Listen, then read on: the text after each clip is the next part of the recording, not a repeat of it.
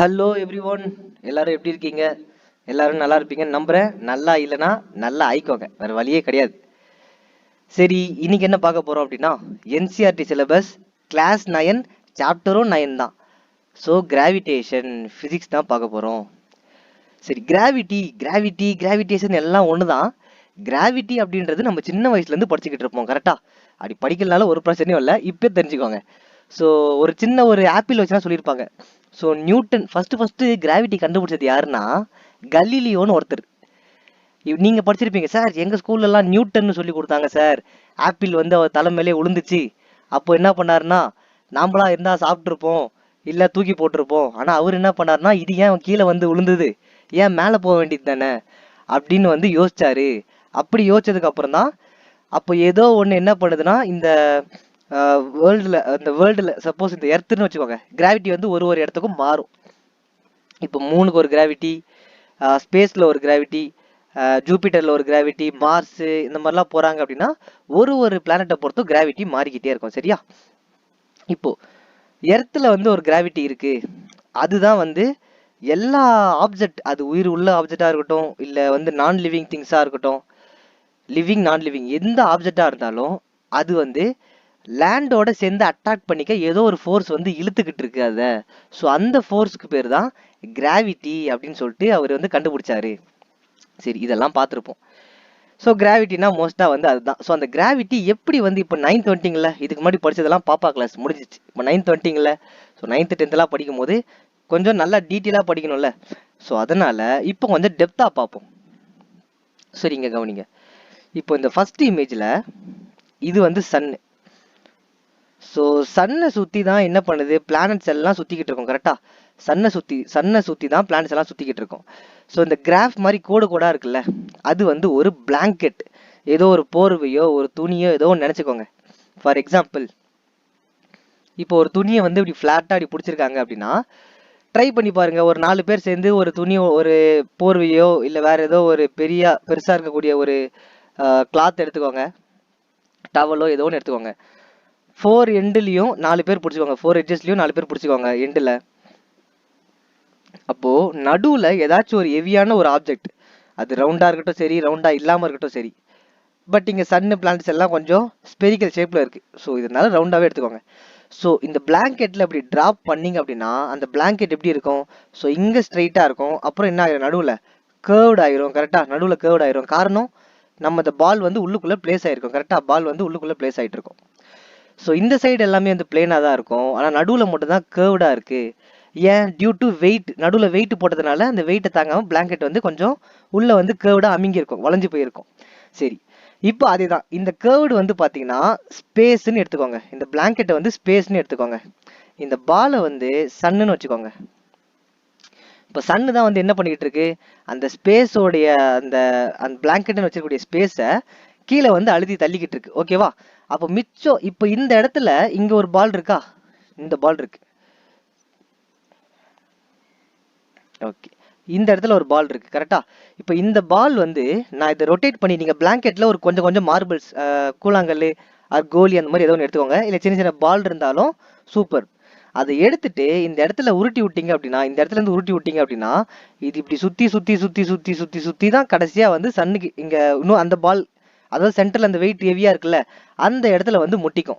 So இதே concept தான் நம்மளுடைய யூனிவர்ஸ்லயும் ஒர்க் ஆகிக்கிட்டு இருக்கு. ஸோ அதனால தான் என்ன பண்றாங்க, சன்னு வந்து நடுவுல இருந்தாலுமே, சன்னு வந்து நடுவுல இருக்கு அப்படின்னா, ஸோ இது வந்து அந்த ஸ்பேஸ் அப்படின்ற ஒரு பிளாங்கெட்டுக்கு நடுவில் அமுக்கி பிடிச்சிருக்கு. அப்போ இதுக்கு வெளியே இருக்கக்கூடிய அந்த ஜூபிட்டரு, மாசு, earth, Satan, Uranus, Neptune, Pluto, இது எல்லாமே இதோட ஆர்பிட்டல்ல இப்படி கண்டினியூஸா சுத்தி வந்துகிட்டு இருக்குங்க.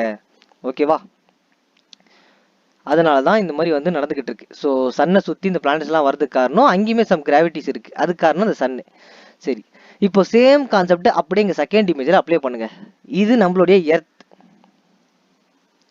இது வந்து பார்த்தீங்கன்னா மூன். ஸோ சேம் அதே தான். இப்போ அதே மாதிரி என்ன பண்ணுது, எர்த்து வந்து ஒரு கிராவிட்டி ஃபீல்டை உருவாக்குது. ஸோ அந்த இதுதான் கிராவிடேஷனல் ஃபீல்டு.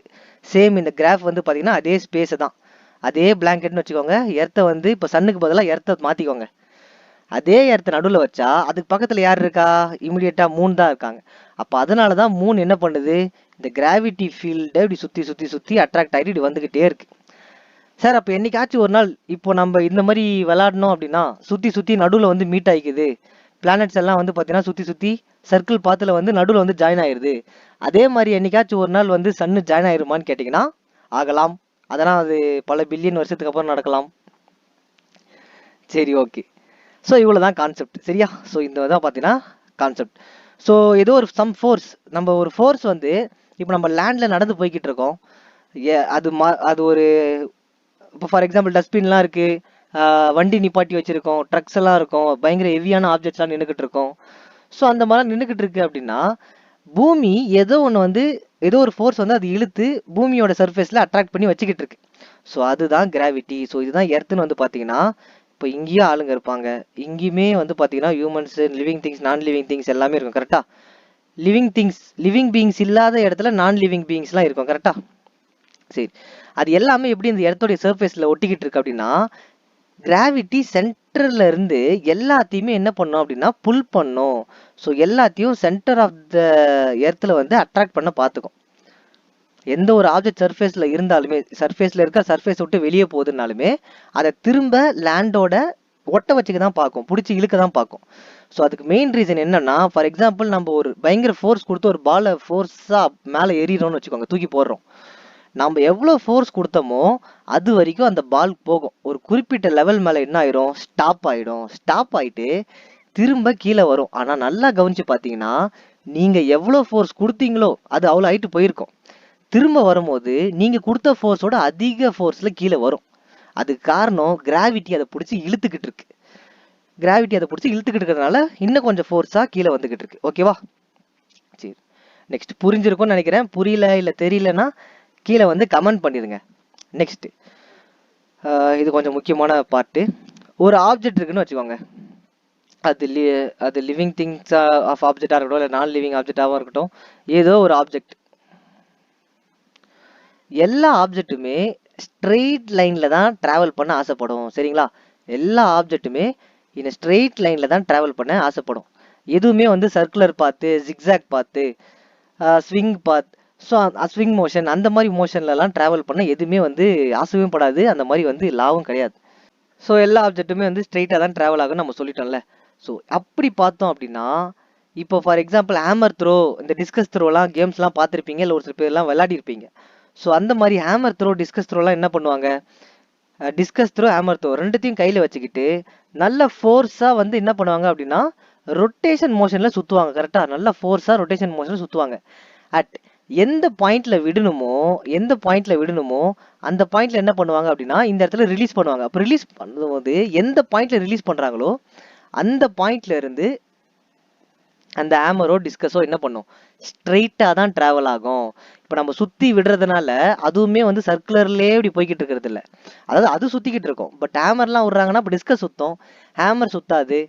பட் நான் சொல்றது இப்போ ஸ்ட்ரெயிட் லைன்ல போகாம இப்படி சுத்தி சுத்தியா போய்கிட்டு இருக்கு கிடையாது, ஸ்ட்ரெயிட் லைன்ல தானே போகுது. ஸோ அதுதான் எந்த ஒரு ஆப்ஜெக்டா இருந்தாலும் ஸ்ட்ரெயிட் லைன்ல போக தான் ஆசைப்படும். இன்னொரு பெஸ்ட் எக்ஸாம்பிள் என்ன அப்படின்னா, நம்ம வந்து காரு, பஸ்ஸு எதுலாச்சும் போயிருப்போம்.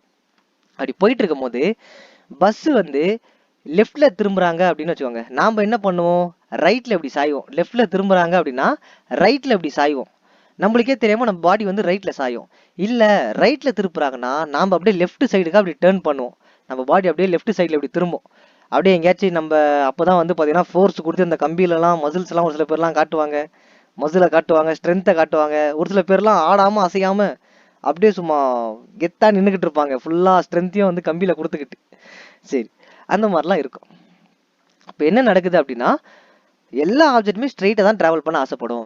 சர்க்குலர் மோஷன், அந்த ஜிக்ஸாக் மோஷன், ஸ்விங் அதிலலாம் போகிறதுக்குலாம் ஆசைப்படாது.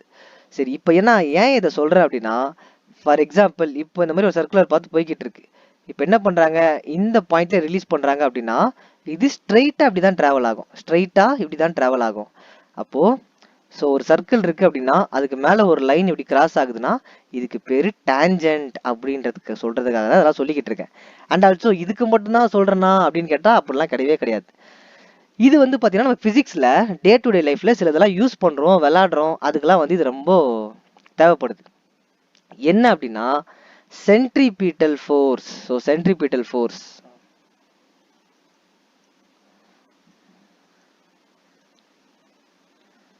சென்ட்ரிபீட்டல் ஃபோர்ஸ் என்ன சார் சென்ட்ரிபீட்டல் ஃபோர்ஸ் அப்படின்னா, இதுவரைக்கும் யார் சார் சுற்றிக்கிட்டு இருக்காப்புல இவரு அப்படின்னா ஒன்றுமே இல்லை. இப்போ ஒரு இங்க இந்த டயக்ராம் ஃபர்ஸ்ட் டயக்ராம் பாருங்க. ஸோ ஃபர்ஸ்ட் டயக்ராம் பாருங்க, இது செகண்டா வச்சுக்கோங்க. வேற ஒண்ணுமே இல்லை, ஃபர்ஸ்ட் ரெண்டுமே ஒன்று தான். இது அனிமேஷனா இருக்கு, அது ஒரு 2D பிக்சரா இருக்கு, அவ்வளோதான். ஸோ இது வந்து பார்த்தீங்கன்னா ஒரு ஸ்டோன், ஆனால் அந்த இடத்துல பக்கெட் வச்சிருக்காரு. அதே மாதிரி ஒரு நூல் கட்டி வச்சிருக்காரு, கரெக்டாக கயிறு கட்டி வச்சிருக்காரு பக்கெட்டில். அதே மாதிரி இதுவும் வந்து பார்த்தீங்கன்னா த்ரெட்டு. ஓகே, ஒரு கல்லில் ஒரு கயிறு கட்டி ஒருத்தன் என்ன பண்ணுறான், நல்லா இப்படி சுற்றிக்கிட்டு இருக்கான். அப்போ என்ன நடக்கும் அப்படின்னா, ஸோ நாம் வந்து இங்கே சென்டரில் இருக்கோம்னு வச்சுக்கோங்க. இந்த எக்ஸுங்கிறதா நாம், ஓகேவா, இந்த எக்ஸுங்கிறதா நம்ம கையின்னு கூட வச்சுக்கோங்க, ஒன்றும் பிரச்சனை இல்லை. ஏன்னா கையில் வச்சு தானே சுற்றுறோம். அப்போ நம்ம கையை எந்த ஆங்கிளில் திருப்பினாலும் அந்த இடத்துல ஒரு சர்க்குலர் பாத் வந்து கிரியேட் ஆகும். ஸோ இதில் என்ன பண்ணுறாங்க, ஒரு நூலை கட்டிட்டாங்க. ஒரு நூலில் கடைசியாக வந்து பார்த்தீங்கன்னா ஒரு கல்லை கட்டிட்டாங்க. இப்போ இதை சுற்றும் போது என்ன நடக்கும் அப்படின்னா, இது சுற்றும் போது என்ன நடக்கும், ஒரு சர்க்குலர் பாத் ஒன்று கிரியேட் ஆகும். கரெக்டா, இது சுற்றும் போது ஒரு சர்க்குலர் பாத் ஒன்று கிரியேட் ஆகும்.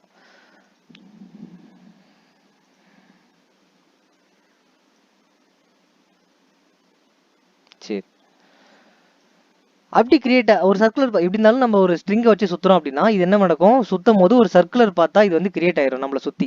அப்போ இந்த சர்க்கிளுக்கு நடுவில் இருக்கிறது யாரு, இந்த சர்க்கிளுக்கு நடுவில் இருக்கிறது நாம தான். அதாவது எக்ஸ்ன்றது நாம சொல்ல போனால் நம்ம கை தான் அதை பிடிச்சிக்கிட்டு இருக்கு. அப்போ இந்த ஸ்டோன் எவ்வளோ வெயிட் இருக்கோ அந்த மொத்த வெயிட்டுமே இந்த சென்டருக்கு வந்துடும். சரியா, அந்த மொத்த வெயிட்டை என்ன பண்ணோம்னா சென்டருக்கு வந்துடும். ஃபார் எக்ஸாம்பிள் இவர் இங்கே சுற்றிக்கிட்டு இருக்காருன்னு வச்சுக்கோங்க. இவர் இங்கே சுற்றிக்கிட்டு இருக்காரு. இவருடைய அந்த பக்கெட் எவ்வளோ வெயிட்டோ அந்த மொத்த வெயிட்டுமே இவரோட ஷோல்டரில் தான் ஆக்ட் ஆகும். இவரோட ஷோல்டர் தான் இப்போ சென்டரில் இருக்குது. அவர் கை கூடமே சுற்றுது, ஃபுல்லாக அவர் கை கூடமே சுற்றுது, ஷோல்டர் தான் சென்டரில் இருக்குது. கரெக்டாக, அப்போ இந்த சென்டரில் என்ன பண்ணோம் அப்படின்னா அந்த பக்கெட் எவ்வளோ வெயிட்டோ அந்த மொத்த வெயிட்டும் வந்து சென்டரில் நின்றோம். ஸோ அதனால தான் இது என்ன சொல்கிறாங்க அப்படின்னா சென்ட்ரல் சீக்கிங் ஃபோர்ஸ் அப்படின்னு சொல்கிறாங்க.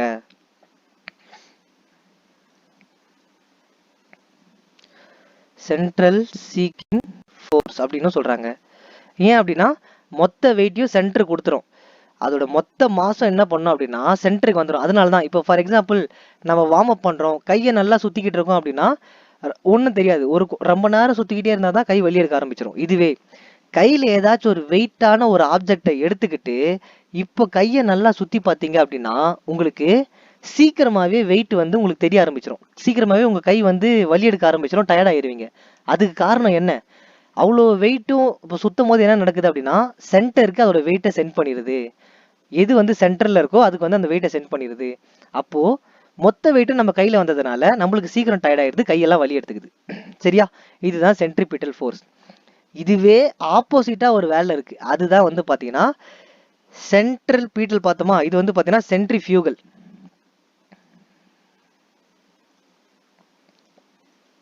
சென்ட்ரிஃபியூகல் ஃபோர்ஸ் இது என்ன பண்ணும் அப்படின்னா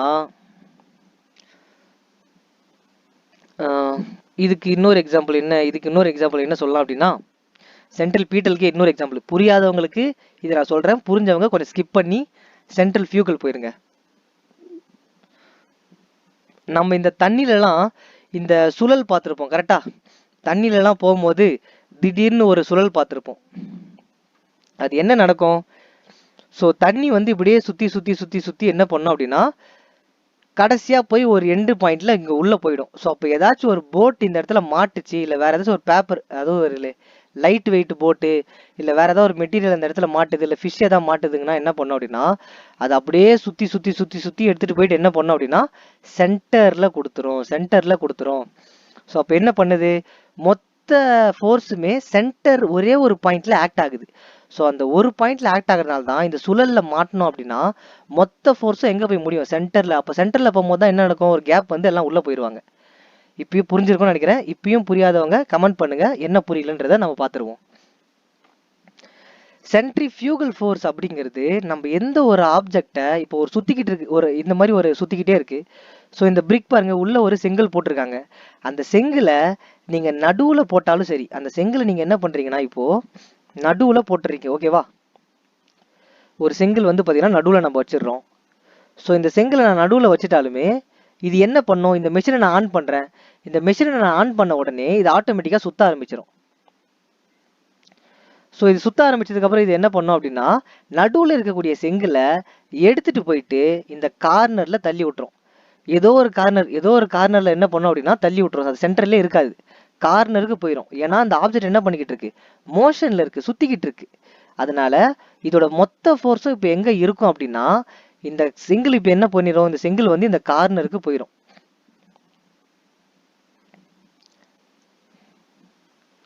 ஸோ இந்த செங்கல் வந்து இந்த கார்னருக்கு போயிடும்.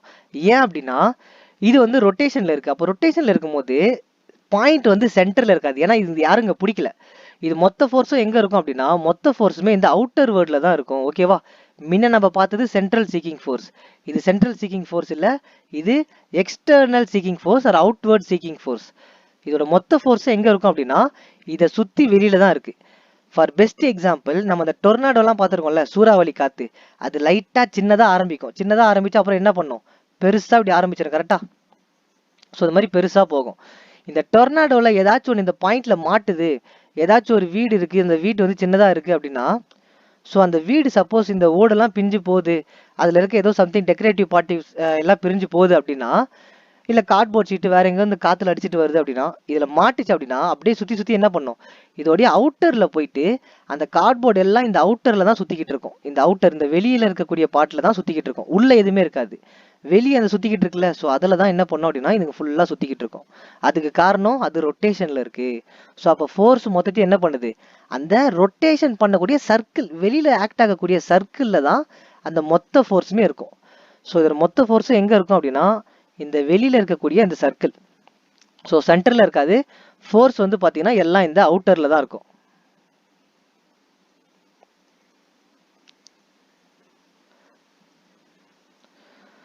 ஸோ சென்ட்ரல் பீட்டல் அப்படின்னா ஃபோர்ஸ் எங்க இருக்கும், சென்டர்ல இருக்கும்.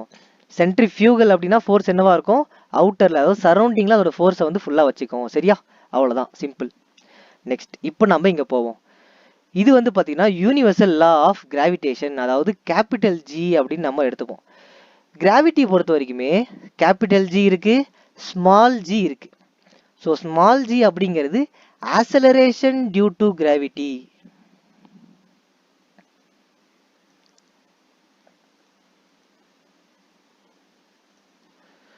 Acceleration due to gravity. ஓகேவா? கேபிட்டல் ஜி அப்படிங்கிறது யூனிவர்சல் லா ஆஃப் கிராவிடேஷன். ரொம்ப சிம்பிளா சொல்ல போனோம் அப்படின்னா ஆக்சலரேஷன் டியூ டு கிராவிட்டி வந்து பாத்தீங்கன்னா நம்மளுக்கு ஸ்மால் ஜி ஈக்குவல் டு 9.8 சொல்லிட்டு சம்திங் படிச்சிருப்பீங்க. 9.8 மீட்டர் பர் செகண்ட் சொல்லிட்டு படிச்சிருப்பீங்க, செகண்ட் ஸ்கொயர். ஆனா universal law of gravity capital G அப்படிங்கிறது நல்லா பாருங்க, யூனிவர்சல். யூனிவர்சல்னா என்னது, மொத்த யூனிவர்ஸுக்குமே அதுதான் அர்த்தம்.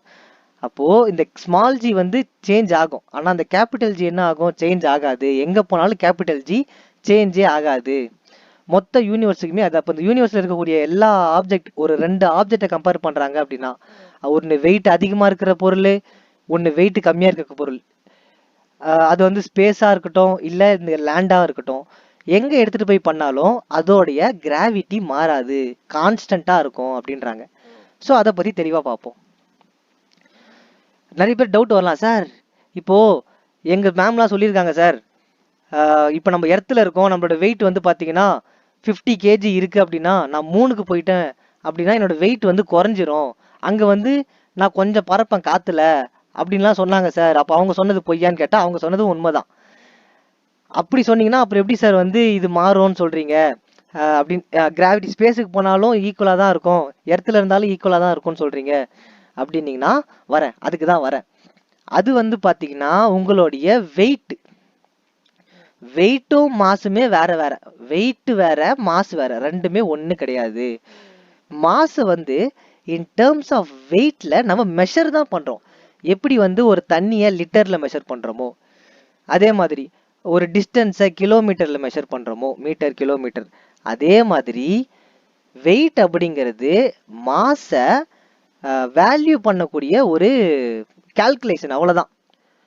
ஒரு யூனிட்ன்ற மாதிரி வச்சுக்கோங்க, அவ்வளோதான். மாஸை வந்து வெயிட்டில் கால்குலேட் பண்ணுறோம், அவ்வளோதான், சிம்பிள். பட் மாஸும் வெயிட்டும் ஒன்று கிடையாது, வேற வேற. இன்னும் சிம்பிளாக சொல்ல போனோம் அப்படின்னா, இதை நான் சொல்கிறேன் அப்புறம் எரேஸ் பண்ணிடுறேன். ஃபார் எக்ஸாம்பிள், உங்கள் மிஸ்ஸு சொன்ன கான்செப்ட் உங்கள் மிஸ்ஸு சொல்லியிருப்பாங்க, அதை தான் நானும் சொன்னேன். ஃபார் எக்ஸாம்பிள், இப்போ எர்த்தில் ஒருத்தர் இருக்கார் அப்படின்னா, நானே வச்சுக்கோங்க, என்னையே வச்சுக்கோங்க, எர்த்தில் இருக்கேன், என்னோட வெயிட் வந்து பார்த்தீங்கன்னா ஒரு 60 kgன்னு வச்சுக்கோங்க. இதுவே நான் வந்து மூணுக்கு போகிறேன், ஸ்பேஸில் ட்ராவல் பண்ணி மூணுக்கு போயிட்டேன். இப்போ நான் மூணில் இருக்கேன் அப்படின்னா என்னோட வெயிட் 1/6 மாறிடும். 1/6 ஆஃப் த வெயிட். அதெல்லாம் நான் தெளிவாக சொல்லித்தரேன். ஸோ எர்த்தும் மூணும் கம்பேர் பண்ணுறோம் அப்படின்னா 1/6 ஆஃப் த வெயிட் கம்மியாயிரும். ஓகேவா? 1/6 ஆஃப் த வெயிட்டாக மாறிடும். ஸோ 1/6னா என்ன வரும்? அப்போ 60 மல்டிப்ளே பை 1/6னா 6 10 டைம்ஸ் 60. அப்போ மூணில் 10 kgயாக என்னோட வெயிட் இருக்கும். சரியா? அப்போ வெயிட் குறையுதே சார் அப்படின்னா கரெக்ட், வெயிட் தான் குறையுது. நானும் அதான் சொல்கிறேன், வெயிட்டு. இது வந்து மாஸ் இல்லை, இது வந்து பார்த்தீங்கன்னா வெயிட். 60 kg 70 10 kgயா மாறுதுல, இது வந்து வெயிட். வெயிட் வந்து மாறிக்கிட்டே இருக்கும். வெயிட் வந்து பார்த்தீங்கன்னா சேஞ்சஸ் டியூ டு கிராவிட்டி. கிராவிட்டியை பொறுத்து வெயிட் மாறிக்கிட்டே இருக்கும். இப்போ நீங்கள் மூணுக்கு போகிறீங்க, ஒரு வெயிட்டில் இருப்பீங்க. இதுவே வந்து மார்ஸ் போகிறீங்க, இல்லை ஜூபிட்டர் போகிறீங்க, நெப்டியூன் போகிறீங்க, யுரேனஸ் போகிறீங்க, சாட்டான் போகிறீங்க, அதெல்லாம் போனால் ஒரு ஸ்பேஸ் ஒரு பிளானட்லேயும் ஒரு கிராவிட்டி இருக்கும். அதை பொறுத்து உங்களோட வெயிட்டும் மாறிக்கிட்டே இருக்கும். சரியா? இதுவே மாஸ் அப்படிங்கிறது இன்னும் சிம்பிளாக சொல்ல போனால், மாஸுங்கிறது நெவர் சேஞ்ச். மாஸ் வந்து சேஞ்சே ஆகாது. ஏன் சார் மாஸ் சேஞ்ச் ஆகாது? முதல்ல மாஸ்னா என்ன அப்படின்னா, இப்போ நம்ம ஒரு ரோல்லாம் சாப்பிட்ருக்கீங்களா? நீங்கள் வெஜ்ஜோ நான்வெஜ்ஜோ ஏதோ ஒன்று. வெஜ்ஜாக இருந்தால் பன்னீர் ரோல், மஷ்ரூம் ரோல்லாம் சாப்பிட்ருப்பீங்க. நான்வெஜ்ஜாக இருந்தால் சிக்கன் ரோல், மட்டன் ரோல்லாம் சாப்பிட்ருப்பீங்க. சரி, ஏதோ ஒரு ரோல் ஒன்று சாப்பிட்றீங்க, அதுக்கு உள்ளே இருக்குல்ல ஸ்டஃப்பு, அதுதான் வந்து மாஸ். அந்த ஸ்டஃப்பு ப்ளஸ் வெளியே அந்த மைதா வச்சு கவர் பண்ணுறாங்கள ஒரு லேயர் மாதிரி, அது ரெண்டும் சேர்ந்தாதான் அதை மொத்தமாக நம்ம டோட்டல் வெயிட்டு, அது எவ்வளோ வேல்யூ இருக்குது அதை மெஷர் பண்ணுறதுக்கு பேர் தான் வெயிட்டை வச்சு நம்ம மெஷர் பண்ணுறோம். ஓகேவா? மாசுங்கிறது மாற போகிறதில்ல. இதை இன்னும் சிம்பிளாக, இதுவே எனக்கு புரியல சார், இன்னும் சிம்பிளாக சொல்லுங்க அப்படின்னாங்கன்னா, இன்னும் சிம்பிளாக சொல்கிறேன் கேளுங்க. இப்போ எர்த்தில் 60 kg என் வெயிட்டு, மூணில் 10 kg. இப்போது நான் இருக்கிற அப்படியே நிலமையில தான் மூணுக்கு போகிறேன். ஆனால் என்னோட வெயிட்டு குறைஞ்சிருது. அதுக்காக நான் மூணில் குள்ளமாயிட்டேன்னா, இல்லை என் பாடிக்கு உள்ளே இருக்கக்கூடிய லங்ஸு, கிட்னி, லிவரு, இந்த பிரெயின், இது எல்லாமே வந்து சுருங்கிருச்சா, இல்லை சின்னதாயிருச்சா, இல்லை எங்கேயா காணாமல் போயிடுச்சா வர வழியில், அந்த மாதிரி எதுவுமே நடந்திருக்காது. கரெக்டாக? ஸோ எல்லாமே அதே மாதிரி தான் இருக்குது. ஆனால் வெயிட் மட்டும் எப்படி குறையுது? அதுதான் காரணம், அதுதான் மாஸ். நம்ம பாடிக்கு உள்ளே இருக்கக்கூடிய எந்த ஆர்கன்ஸும் எந்த ஒரு மசில் எதுவுமே சேஞ்ச் ஆக போகிறதில்ல. ஸோ அப்போ மாஸ் வந்து எங்கே போனாலும் சேம். ஆனால் வெயிட்டுங்கிறது கிராவிட்டியை பொறுத்து மெஷர் பண்ணுறோம். எர்த்தில் வந்து கிராவிட்டி என்னவா இருக்குது? அதிகமாக இருக்குது. கரெக்டாக? எர்த்தில் வந்து கிராவிட்டி அதிகமாக இருக்குது, ஸ்ட்ரென்த் வந்து அதிகமாக இருக்குது. ஸோ அதனால் இங்கே நம்மளோட வெயிட் வந்து அதிகமாக தெரியுது. இதுவே ஸ்பேஸுக்கு போயிட்டோம் அப்படின்னா கிராவிட்டியோட ஸ்ட்ரென்த்து கம்மியாயிரும். ஸோ ஸ்பேஸில் என்ன ஆயிரும்? கிராவிட்டி வந்து ரொம்ப கம்மியாக இருக்கிறதுனால நம்ம வெயிட்டும் என்ன பண்ணோம்? கம்மியாக தான் காட்டும். ஸோ அவ்வளோதான், ரொம்ப ரொம்ப சிம்பிள். ஸோ மாஸ் வேற, வெயிட் வேற. வெயிட் வந்து கிராவிட்டியை பொறுத்து சேஞ்ச் ஆகிட்டே இருக்கும், மாஸ் வந்து சேஞ்சே ஆகாது, அது எல்லா டைமும் கான்ஸ்டண்ட்டாக இருக்கும். சரியா? சரி, இப்போ நம்ம இந்த டாபிக் உள்ள போகலாம்.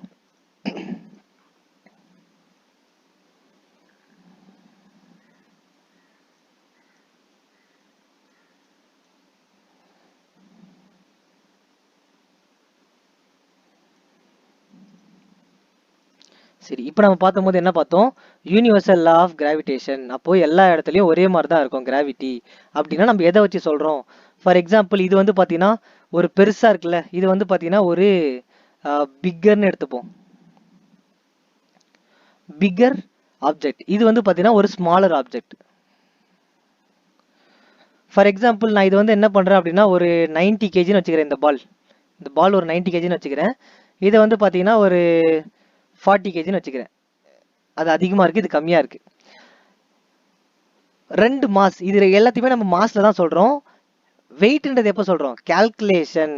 மாஸை எதில் கால்குலேட் பண்ணுறாங்கன்னா வெயிட்டில் கால்குலேட் பண்ணுறாங்க. ஓகேவா, புரிஞ்சுக்கோங்க. ஸோ மாஸ் தான், எல்லாத்துக்கும் மாஸ் தான் நம்ம சொல்லுவோம். ஸோ இதை வந்து நான் எம்னு எடுத்துக்கிறேன், கேபிட்டல் எம். ஆர் இல்லையா, M1 M2ன்னு எடுத்துக்கோங்க. பட் பெட்டர் நம்மளுக்கு வரக்கூடிய ஃபார்முலாலாம் வச்சு பார்க்கும்போது கேபிட்டல் எம்னு இதை எடுத்துக்கோங்க பெருசாக, ஸ்மாலர் ஆப்ஜெக்டை வந்து ஸ்மால் எம்னு வச்சுக்கோங்க. ஸோ பிக்கரை வந்து கேபிட்டல் எம், ஸ்மாலர் ஆப்ஜெக்டை ஸ்மாலர் எம்னு நான் வச்சுக்கிறேன். ஸோ இது எங்கேயோ ஒரு தூரத்தில் இருக்குது, இன்ஃபினிட்டி தூரத்தில் இருக்குது. இது இந்த சைடு ஏதோ ஒரு இன்ஃபினிட்டி தூரத்தில் இருக்குது. இது ரெண்டுத்தையும் இப்போ நம்ம கம்பேர் பண்ணுறேன். ஒரு பெரிய ஆப்ஜெக்டையும் ஒரு சின்ன ஆப்ஜெக்டையும் நான் கம்பேர் பண்ணுறேன். அது வந்து எர்த்துக்கு உள்ளேயா இருக்கட்டும் இல்லை ஸ்பேஸ்லேயும் இருக்கட்டும். ஓகேவா, சேம் அதே ஆப்ஜெக்ட் தான் நான் கம்பேர் பண்ணுறேன். எர்த்துக்கு உள்ளேயும் நான் டெஸ்ட் பண்ணி பார்க்குறேன், இல்லை ஸ்பேஸுக்கு வெளியே எடுத்துகிட்டு போய் நான் டெஸ்ட் பண்ணி பார்க்குறேன். இது ரெண்டுத்துக்கும் நடுவில் வந்து பார்த்தீங்கன்னா டிஸ்டன்ஸ் இருக்கும். கரெக்டாக, இது ரெண்டுத்துக்கும் நடுவில் டிஸ்டன்ஸ் இருக்கும். ஸோ அதுதான் டிஸ்டன்ஸ், ரெண்டுத்துக்கும் மிட் பாயிண்ட்ல டிஸ்டன்ஸ் இருக்கும். சரி, இதோடைய ஜென்ரல் ஃபார்முலா ஃபர்ஸ்ட் சொல்லிடுறேன், அதுக்கப்புறம் அது எப்படி வந்துச்சுன்றதை நான் சொல்லிடுறேன், கவலைப்படாதீங்க.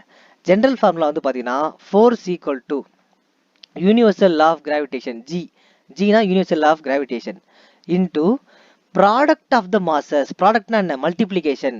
எதோட multiplication, product of two masses. ரெண்டு மாஸ் இருக்கு கரெக்டா, கேபிட்டல் எம் ஸ்மால் எம்னு சொல்லிட்டு ரெண்டு இருக்கு. அப்போ ரெண்டுத்தையும் நான் ப்ராடக்ட் பண்றேன். அப்போ M into M divided by square of the distance R distance square. ஓகேவா, டிஸ்டன்ஸ் ஸ்கொயர்னா என்னது, அப்படியே double. So square of the distance. இதுதான் வந்து பார்த்தீங்கன்னா general formula, universal law of gravitational கான்செப்டோடைய ஜென்ரல் ஃபார்முலா. இது எப்படி வந்துச்சு அப்படின்றத நம்ம சால்வ் பண்ணி சொல்றேன், உங்களுக்கு கொஸ்டினாவே வரும்.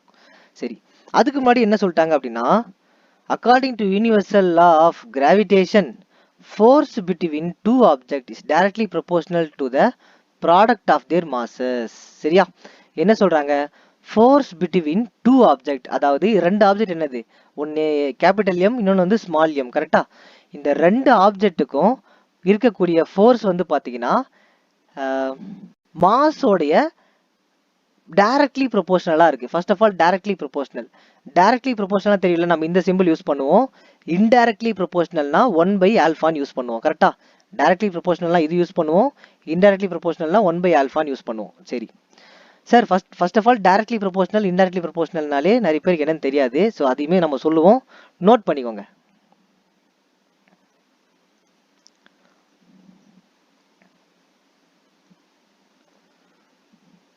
ஸோ டைரக்ட்லி ப்ரொபோஷனல், ஓகேவா, டிபின்னு நான் போடுறேன். டைரக்ட்லி ப்ரொபோஷனல் அப்படின்னா ஃபர்ஸ்ட் ஆஃப் ஆல் என்னன்னா, ஏதோ ஒரு ரெண்டு விஷயத்தை வந்து கம்பேர் பண்ணுறாங்க. சரியா, ஏதோ ஒரு ரெண்டு கம்பேர் பண்ணுறாங்க. ஃபார் எக்ஸாம்பிள் எக்ஸு, நான் ஒய்ன்னு எடுத்துக்கிறேன். ஏதோ ஒரு ரெண்டு விஷயத்த கம்பேர் பண்ணுறாங்க. இப்போ எக்ஸ் இன்க்ரீஸ் ஆகுது அப்படின்னா ஒய்யும் இன்க்ரீஸ் ஆச்சு, எக்ஸும் இன்க்ரீஸ் ஆகுது ஒய்யும் இன்க்ரீஸ் ஆகுது. இல்லை, ஆர் எக்ஸும் டிக்ரீஸ் ஆகுது ஒய்யும் டிக்ரீஸ் ஆகுது. ரெண்டு பொருளை கம்பேர் பண்றாங்க, ரெண்டு ஆப்ஜெக்டை கம்பேர் பண்றாங்க, அந்த ரெண்டுமே இன்க்ரீஸ் ஆகணும், இல்லை ரெண்டுமே டிக்ரீஸ் ஆகுது அப்படின்னா அது வந்து டைரக்ட்லி ப்ரொபோஷனல். இது என்ன சொல்லலாம், ஃபார் எக்ஸாம்பிள் இங்கே என்ன கொடுத்துருக்காங்கன்னா ஃபோர்ஸ் பிட்வீன், அதாவது ஃபோர்ஸ் எப்படி இருக்கு அப்படின்றாங்கன்னா force directly proportional to product of their masses. ப்ராடக்ட்னா என்னது, ரெண்டு மாஸ், என்னது ஒன்று எம் இன்னொன்று வந்து எம், இது ரெண்டுத்தையும் மல்டிப்ளை பண்ணா ஸோ மாசஸ், இதுதான் வந்து டைரக்ட்லி ப்ரொபோஷனல். அப்படின்னா என்ன அர்த்தம் அப்படின்னா, எப்போல்லாம் நான் வந்து ஃபோர்ஸை இன்க்ரீஸ் பண்ணுறனோ, ஃபோர்ஸை எப்போல்லாம் நான் வந்து இன்க்ரீஸ் பண்ணுறனோ எனக்கு இந்த மாஸும் வந்து என்ன ஆகுது அப்படின்னா இன்க்ரீஸ் ஆகுது. கேபிட்டல் எம் ஸ்மால் எம் ரெண்டுத்தையும் மல்டிப்ளை பண்ணி வரக்கூடிய ஆன்சருமே இன்க்ரீஸ் ஆகுது. அப்படி இல்லையா, எப்போல்லாம் நான் ஃபோர்ஸை டிக்ரீஸ் பண்ணுறனோ, எப்போல்லாம் ஃபோர்ஸை கம்மியாக தரனோ, அப்போது அந்த மாஸ், அதோடைய மாஸ், அதாவது இன் டேர்ம்ஸ் ஆஃப் கேஜியில் தான் நம்ம சொல்லுவோம்னு நான் சொல்லிட்டேன் மாஸை. ஸோ அதுவுமே என்ன பண்ணுது அப்படின்னா டிக்ரீஸ் ஆயிடுது, கம்மியாயிருது. இதை இன்னும் சிம்பிளாக புரிய வைக்கணும் அப்படின்னா, ஒரு பால் ஒன்று எடுத்துக்கோங்க. ஒரு பால், இப்போ நம்ம அந்த 7 ஸ்டோன்ஸ்லாம் ஆடி இருப்போம், ஸோ சம்திங் அந்த மாதிரிலாம் ஆடி இருப்போம். அந்த பாலை வந்து என்ன பண்ணுவோம், யார் வந்து அந்த 7 ஸ்டோனை வந்து ஆர்டராக அடுக்கிறாங்களோ அவங்க மேலே நம்ம அடிப்போம், அடித்து அவங்கள அவுட் ஆக்குவோம். அப்போது நல்லா கவனிச்சிங்கன்னா, நம்ம பொறுமையாக அடித்தோம் அப்படின்னா அந்த பால் அவங்க மேலே போயிட்டு அவ்வளோ ஃபோர்ஸாலாம் படாமல் அவங்களுக்கு வலிக்காமல் இருக்கும். இதுவே ஒருத்தங்க மேலே நல்லா வெறி வந்து இப்போ தாண்டா கிடைக்குது சான்ஸு, நான் இப்போ பார்த்துக்கிறேன் அவனை அப்படின்ட்டு அந்த பாலை நல்லா இழுத்து ஓங்கி அடிக்கணும்னு வச்சுக்கோங்க.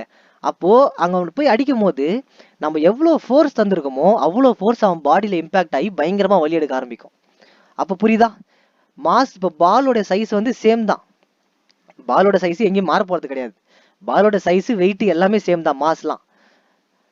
அப்போது அந்த பாலை நம்ம எவ்வளோ ஃபோர்ஸ் கொடுக்குறோமோ அப்போ அந்த பாலோடைய மாஸ் வந்து என்ன ஆகுது, இன்க்ரீஸ் ஆகுது. அது அந்த பாலோட சைஸ் கரெக்ட் தான். அந்த போய் அடிக்கும் போது என்ன ஆகுது, அந்த பாலோட வெயிட்டை தாண்டி ஒரு எக்ஸ்ட்ரா வெயிட் போய் அவங்க உடம்பு மேல போய் உழுது. கரெக்டா? இதுவே அந்த பாலை லைட்டா சும்மா பூ மாதிரி இப்படி போடுறேன் அப்படின்னா என்ன நடக்கும், ஃபோர்ஸே நான் தராம ஃபோர்ஸை ரொம்ப கம்மியா கொடுத்து போடுறேன் அப்படின்னா அவங்க மேல போய் படும் போது லைட்டா பூ மாதிரி தான் போய் விழும். அதுதான் டைரக்ட்லி ப்ரொபோஷனல். ஒன்னு இன்க்ரீஸ் ஆச்சுன்னா இன்னொன்னும் இன்க்ரீஸ் ஆகணும், ஒன்னு டிக்ரீஸ் ஆச்சுன்னா இன்னொன்னு டிக்ரீஸ் ஆகணும். அதுதான் டைரக்ட்லி ப்ரொபோஷனல். சரியா? அதே மாதிரி இந்த ஈக்குவேஷன்ல சொன்னது அதான், force between two object is directly proportional to the product of their masses அப்படின்னா force directly proportional to the product of the two masses. அது எழுதியாச்சு. சரி, இப்போ இன்னொன்று நம்ம சொன்னோம்ல, இன்டைரக்ட்லி ப்ரொபோஷனல். அப்போ IDPன்னு போட்டுக்கிறேன், இன்டைரக்ட்லி ப்ரொபோஷனல். அப்படின்னா என்னன்னா இது அப்படியே உல்டா, அதாவது ஒன்று இன்க்ரீஸ் ஆகணும் இன்னொன்று டிக்ரீஸ் ஆகணும். சரியா? ஒன்று இன்க்ரீஸ் ஆகணும் இன்னொன்று டிக்ரீஸ் ஆகணும். சார் அப்போ எக்ஸ் தான் இன்க்ரீஸ் ஆகணும், ஃபர்ஸ்ட் வரது தான் இன்க்ரீஸ் ஆகணும், செகண்ட் வரது டிக்ரீஸ் ஆகணுமான்னு கேட்டால் அப்படி கிடையாது. ஃபர்ஸ்ட் வரது இப்போ டிக்ரீஸ் ஆச்சு அப்படின்னா செகண்ட் வரது இன்க்ரீஸாக இருக்கணும். ஏதோ ஒன்று இன்க்ரீஸ் ஆகணும், ஏதோ ஒன்று டிக்ரீஸ் ஆகணும். அப்படி இருந்தால் அது இன்டைரக்ட்லி ப்ரொபோஷனல். இதுக்கு எக்ஸாம்பிள் என்ன சொல்லலாம் அப்படின்னா, இப்போ வந்து பார்த்தீங்கன்னா ஸ்கூல்ல இருந்து வீட்டுக்கு போறீங்கன்னு வச்சுக்கோங்க. வீட்டில இருந்து ஸ்கூலுக்கு போறீங்களோ, ஸ்கூல்ல இருந்து வீட்டுக்கு வரீங்களோ. ஸோ இங்க இருந்து இங்க போறீங்க, அதாவது ஏன்ற ஒரு பாயிண்ட்ல இருந்து பின்ற ஒரு பாயிண்ட்டுக்கு நீங்க போறீங்க. சரியா? இதோட டிஸ்டன்ஸ் வந்து பார்த்தீங்கன்னா ஒரு 50 கிலோமீட்டர்னு வச்சுக்கோங்க. டெய்லியும் அதே கிலோமீட்டர் தான், எதுவுமே மாற போறது இல்லை. ஏன்னா ஒரே ரோடு தானே, ரோடு நாள் இன்க்ரீஸ் ஆகிட்டே போகுது. ஒரே ரோடு தான், 50 கிலோமீட்டர். ஏலேருந்து பிக்கு போறீங்க.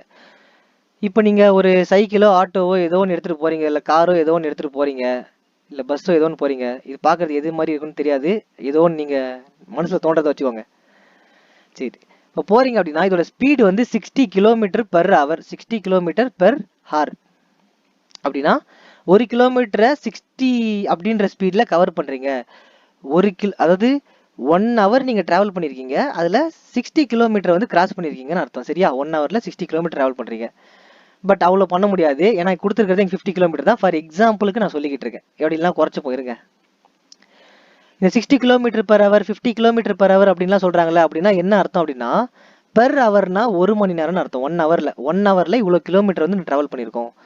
ஃபார் கார்ல போயிட்டு இருக்கேன் நான் வந்து பார்த்தீங்கன்னா ஒரு 30 கிலோமீட்டர் பெர் ஹவர், அதாவது 1 hourல 30 கிலோமீட்டரை நான் கிராஸ் பண்ணிடுறேன்னு அர்த்தம். சரியா? ஓகே, இப்போ 30 அப்படின்ற ஸ்பீட்ல நான் போகும்போது என்ன பண்ணுவேன், 50 கிலோமீட்டர் சம்திங் குத்து மதிப்பாக நம்ம ஒன்று வச்சுப்போம். இப்போ கால்குலேஷன்லாம் பண்ண தேவையில்ல. எவ்வளோ மினிட்ஸ் வச்சுக்கலாம் அப்படின்னா ஒரு 1 hourனு வச்சுக்கோங்க, 1 hourனு வச்சுக்கோங்க. ஸோ ஏலேருந்து பிக்கு போகிறதுக்கு 1 hour எடுத்துப்பீங்க. இதுவே நான் என்ன பண்ணுறேன், ஸ்பீடை நான் இன்க்ரீஸ் பண்ணுறேன். ஸ்பீடை 30லேருந்து நான் ஒரு 45 நான் இன்க்ரீஸ் பண்ணுறேன். 30 கிலோமீட்டர் பெர் ஹவர்லேருந்து ஒரு 45 கிலோமீட்டர் பெர் ஹவர் நான் இன்க்ரீஸ் பண்ணேன் அப்படின்னா சேம் டிஸ்டன்ஸு. அப்போ நான் சீக்கிரம் போயிடுவேன் தானே. ஃபாஸ்ட்டாக ஒரு இடத்துக்கு நான் ஃபாஸ்ட்டாக போகிறேன், ஸ்லோவாக போனால் ரொம்ப லேட்டாக போக போகிறேன். ஒரு இடத்துக்கு நான் ஃபாஸ்ட்டாக போனேன் அப்படின்னா சீக்கிரம் போயிட போகிறேன். கரெக்டாக? அப்போ இங்கே என்ன நடக்கும், 1 hourல நான் போனதை ஒரு 40 minutes ஆர் 30 minutesல நான் போயிடலாம். கரெக்டாக? அப்போ என்ன பண்ணுது, டைம் இன்க்ரீஸ் ஆனால் ஸ்பீடு இன்க்ரீஸ் ஆனால் டிஸ்டன்ஸ் குறையுதா, ஸ்பீடு இன்க்ரீஸ் ஆனால் டைம் குறையுது. கரெக்டாக? அப்போ டைமை வந்து நான் டிக்ரீஸ் பண்ணேன் அப்படின்னா ஸ்பீடும் என்ன ஆகும், டிக்ரீஸ் தான் ஆயிருக்கும்னு அர்த்தம். கரெக்டா? ஸோ அப்போ ஒன்று குறைஞ்சா இன்னொன்று ஒன்று குறைஞ்சா இன்னொன்று வந்து இன்க்ரீஸ் ஆகும். ஸோ அதுதான் கான்செப்ட். ஸோ இன்டைரக்ட்லி ப்ரொபோஷனல்லாம் இதுதான் கான்செப்ட். ஸோ இதை புரியாதவங்க என்ன புரியல ஏது புரியலன்னு சொல்லிட்டு, புரியலன்னா கமெண்ட்ல பண்ணுங்க, புரிஞ்சிச்சுன்னு கமெண்ட் பண்ணுங்க, ஏதோ ஒன்று கமெண்ட் பண்ணுங்க. ஓகேவா? அதே மாதிரி நம்ம வீடியோ கொஞ்சம் ஷேர் பண்ணிடுங்க. சப்ஸ்கிரைப் பண்ணாமல் பார்த்துக்கிட்டு இருக்கவங்களாம் சப்ஸ்கிரைப் பண்ணிடுங்க. ஏதாச்சும் புரியல அப்படின்னா கொஞ்சம் ஃபார்வேர்டோ பேக்வேர்டோ போயிட்டு பாருங்க. அப்பயும் புரியலன்னா கமெண்ட் பண்ணுங்க, திரும்பவும் நம்ம போடலாம் வீடியோஸ். சரி, ஓகே. இப்போ என்ன ஒரு விஷயம் அப்படின்னா டைரக்ட்லி ப்ரொபோஷனல் இன்டைரக்ட்லி ப்ரொபோஷனல் சொல்லி கொடுத்தாச்சு. சரி, இப்போ நான் என்ன பண்றேன், இந்த ஈக்குவேஷனை நான் 1ன்னு வச்சுக்கிறேன். இந்த ஈக்குவேஷன் இப்போ கண்டுபிடிச்சோம்ல, இங்க கொடுத்துருக்கூடிய லைன்ல இருந்து அதை வந்து நான் 1ன்னு வச்சுக்கிறேன். எதுக்குன்னா மேலே இருக்கக்கூடிய அந்த F = G mm/d², அதை வந்து ப்ரூவ் பண்றதுக்காக. சரி, இப்போ நெக்ஸ்ட் நான் என்ன பண்ண போறேன் அப்படின்னா, ஃபோர்ஸுக்கு இந்த ஒரு ஃபார்முலா தான் இருக்குன்னு கேட்டால் கிடையாது. ஃபோர்ஸ் வந்து indirectly proportional to square of the distance. Force வந்து எப்படி இருக்கு, இப்போ ஃபோர்ஸும் டிஸ்டன்ஸை பத்தி கம்பேர் பண்றாங்க. Force and distance. ஸோ ஃபோர்ஸும் டிஸ்டன்ஸும் கம்பேர் பண்ணும்போது அது இன்டைரக்ட்லி ப்ரொபோஷனலா இருக்கு. இதுவே ஃபோர்ஸையும் அண்டு மாஸையும் கம்பேர் பண்ணும்போது அது எப்படி இருக்கு? டைரக்ட்லி ப்ரொபோஷனலா இருக்கு. சரியா? ஃபோர்ஸ் அண்ட் மாஸை கம்பேர் பண்ணும்போது டைரக்ட்லி ப்ரொபோஷனல், ஃபோர்ஸ் அண்ட் டிஸ்டன்ஸை கம்பேர் பண்ணும்போது அது இன்டைரக்ட்லி ப்ரொபோஷனல். ஓகேவா? இன்டைரக்ட்லி என்னது? ஒன்று இன்க்ரீஸ் ஆகும், ஒன்று டிக்ரீஸ் ஆகும், அவ்வளோதான். ஸோ இதை நான் ஈக்குவேஷன் 2ன்னு வச்சுக்கிறேன். இப்போ நான் என்ன பண்ண போறேன்? Combine equation 1 and 2. So first equation second equation combine பண்ணுங்க. ஸோ செகண்ட் ஈக்குவேஷன் இங்கே இருக்கு, ஃபர்ஸ்ட் இங்கே நான் எழுதிக்கிறேன். ஃபர்ஸ்ட் என்னது? Force directly proportional to product of 2 masses, அதாவது கேபிட்டல் எம் ஸ்மால் எம். இதுதான் வந்து பார்த்தீங்கன்னா ஈக்குவேஷன் 1. சரியா? இப்போ நல்லா பாருங்க, இதுவும் எஃப் தான், இதுவும் எஃப் தான். அப்போ என்ன பண்ணலாம்? இது ரெண்டு சேம் தானே அர்த்தம். ஸோ ரெண்டுமே எஃப்ன்றனா அப்போ ரெண்டுத்தையும் நான் சேம் தானே எடுத்துக்கலாம். ஸோ இப்போ நான் ரெண்டுத்தையும் நான் மல்டிப்ளை பண்ணிக்கிறேன். ஸோ டைரக்ட்லி ப்ரொபோஷனல் இருக்கு, மல்டிப்ளை பண்ணிக்கிறேன். அப்போ 1/d² multiply by m into m. So denominator எதுவுமே இல்லைனா நீங்களே 1ன்னு போட்டுக்கலாம், பெருசாக ஒன்றுமே இல்லை. ஏன் அப்படின்னா இப்போ ஃபார் எக்ஸாம்பிள் 3/1 வந்து என்னது? 3 தான். 27/1 வந்து என்னது? 27 தான். அப்போ டினாமினேட்டரில் 1 இருந்தாலே நியூமரேட்டரில் என்ன இருக்கோ அதுதான் ஆன்சர். ஓகேவா? ஸோ அதனால m/1னாலுமே mm தான், பெருசாக எதுவும் சேஞ்சஸ் வர போகிறது இல்லை.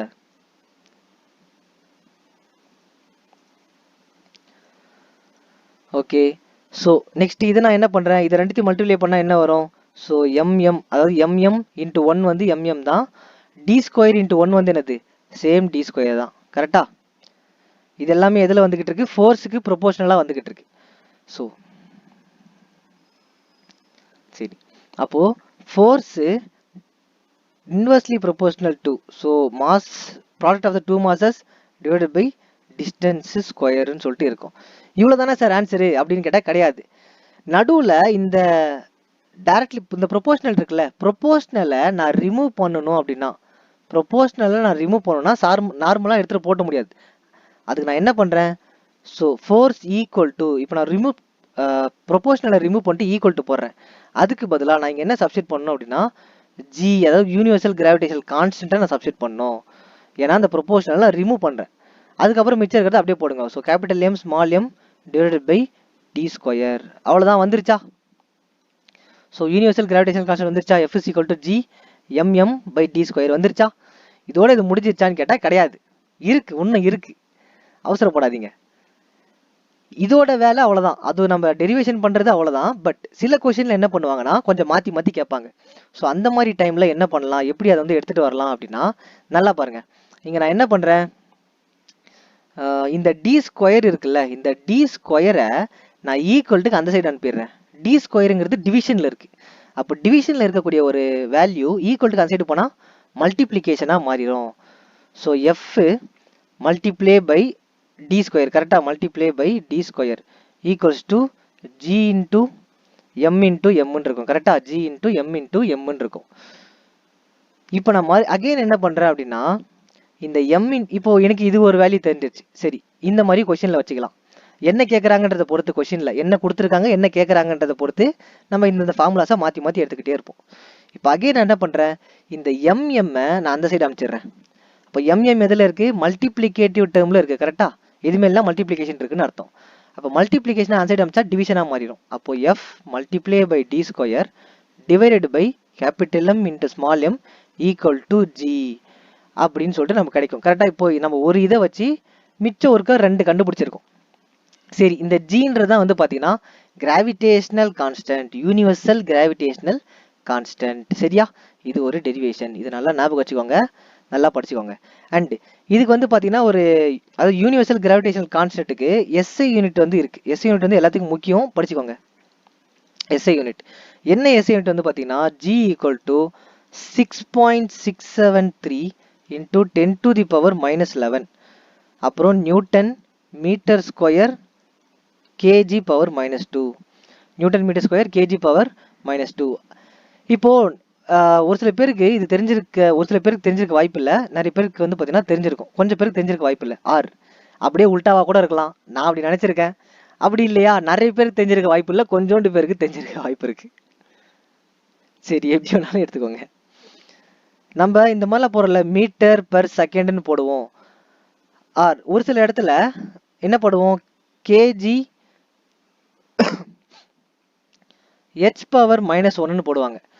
இந்த மாதிரிலாம் போடுறாங்களா? எதனால இப்படி போடுறாங்க அப்படின்னா ஒண்ணுமே இல்லை. ஸோ இந்த எஸ்ஸை டினாமினேட்டர்ல இருக்கு, மேலே எடுத்துட்டு போனா இது இன்வெர்ஸா மாறிடும். அப்போ மீட்டர் s பவர் -1ன்னு போடுவாங்க. ஃபார் எக்ஸாம்பிள் இதை நான் எடுத்துக்கிறேன் அப்படின்னா கேஜி h பவர் -1 நான் கிலோகிராம், இந்த ஹெச்சை நான் வந்து என்ன பண்ணலாம், கீழே எடுத்துட்டு வரலாம். அப்போ டிவைடட் பை h கிலோகிராம், சரி kilometre, okay kilometre, sorry kilometre per hour. So kilometre per hour அப்படின்னா h பவர் -1 நான் கீழே எடுத்துட்டு வரும்போது அந்த இன்வெர்ஸ் வந்து கேன்சல் ஆகிட்டு டிவைட் பை ஹெச்ன்னு இருக்கும். இப்போ மகன் ஹெச்சை மேலே எடுத்துட்டு போனால் என்ன வரும், கிலோகிராம் கிலோமீட்டர் h பவர் -1 தான் இருக்க போகுது. கரெக்டா? ஒன்றும் இல்லை, பொசிஷனை சேஞ்ச் பண்ணுறாங்க அவ்வளோதான். டிவிஷனில் இருக்கிறது மேலே எடுத்துட்டு போனால் இன்வெர்ஸாக மாறிடுது. மேலே ஏதாவது மைனஸில் இருக்குது அப்படின்னா அது கீழே எடுத்துகிட்டு வந்தால் மறுபடியும் ப்ளஸ்லேயே டிவிஷனில் மாறிடும். இன்னொரு எக்ஸாம்பிள் என்ன பண்ணலாம், இப்போ நியூட்டன் m பவர் -2 இருக்குது அப்படின்னா இதை நம்ம எப்படி எழுதலாம் அப்படின்னா நியூட்டன் பெர் மீட்டர் ஸ்கொயர்னு எழுதலாம். சரியா? Newton per metre square. ஏன் இதை மேலே நான் எடுத்துகிட்டு போனால் இந்த ஈக்குவேஷன் எனக்கு வந்துடுமா, நியூட்டன் m பவர் -2ன்ட்டு சேம் திங். ஓகேவா? இதை நல்லா தெரிஞ்சுக்கோங்க, அவ்வளோதான். இந்த பேஜ் வந்து நம்மளுக்கு தேவையில்லை, அதனால இதை க்ளோஸ் பண்ணிப்போம். ஓகே, இங்கே பாருங்க, the law is universal in this sense that is applicable to all bodies whether the bodies are big or small. இது நான் ஆல்ரெடி உங்கள்கிட்ட சொன்னதான். ஸோ ரெண்டு ஆப்ஜெக்ட் நம்ம கம்பேர் பண்ணுறோம் அப்படின்னா எல்லாத்துக்குமே யூனிவர்சல் கிராவிடேஷனல் கான்ஸ்டன்ட், அதாவது சேம் தான்.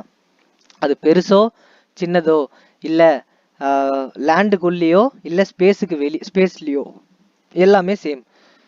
So whether they are celestial or terrestrial. ஓகேவா? செலஸ்டியல் ஆர் டெரஸ்டியல், அதாவது ஸ்பேஸு ஆர் லேண்டுன்னு அர்த்தம். சரியா? ஸ்பேஸில் ஒரு ரெண்டு ஆப்ஜெக்ட் எடுத்துன்னு போய் போட்டாலும் என்ன பண்ணும், அது எவ்வளோ பெரிய ஆப்ஜெக்டாக இருந்தாலும் சரி இல்லை எவ்வளோ சின்ன ஆப்ஜெக்டாக இருந்தாலும் சரி சேம் டைமில் தான், சேம் டைரக்ஷன் தான் கீழே போயிட்டு இருக்கும். அதே மாதிரி பூமிக்கு உள்ளேயும் ஒரு பெரிய ஆப்ஜெக்ட் ஒரு சின்ன ஆப்ஜெக்ட் எடுத்து நம்ம கீழே போட்டாலுமே சேம் டைமில் தான் கீழே போய் கிரவுண்ட் ரீச் ஆகும். அதுக்கு நீங்கள் ஃபோர்ஸ் கொடுத்து போடக்கூடாது, ஜஸ்ட் கையில் ஒரே டைம் வச்சுட்டு ரிலீஸ் தான் பண்ணணும்.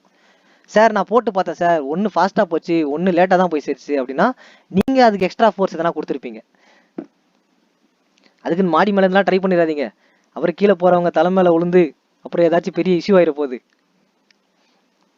சரி, இன்வர்ஸ் ஸ்கொயர் இவ்வளோ நான் படிச்சது தான், இங்கே கொஞ்சம் சும்மா சிம்பிளாக கொடுத்துருக்காங்க. ஸோ என்னென்ன பார்த்தோம், ரெண்டு ஃபார்முலா நம்ம என்னென்ன பார்த்தோம், ஃபோர்ஸ் வந்து மாஸ் கூட கம்பேர் பண்ணும்போது டைரக்ட்லி ப்ரொபோஷனலாக இருக்குது. கரெக்டாக? இது வந்து ஃபஸ்ட்டு ஃபோர்ஸு மாஸை கம்பேர் பண்ணும்போது டைரக்ட்லி ப்ரொபோஷனல்.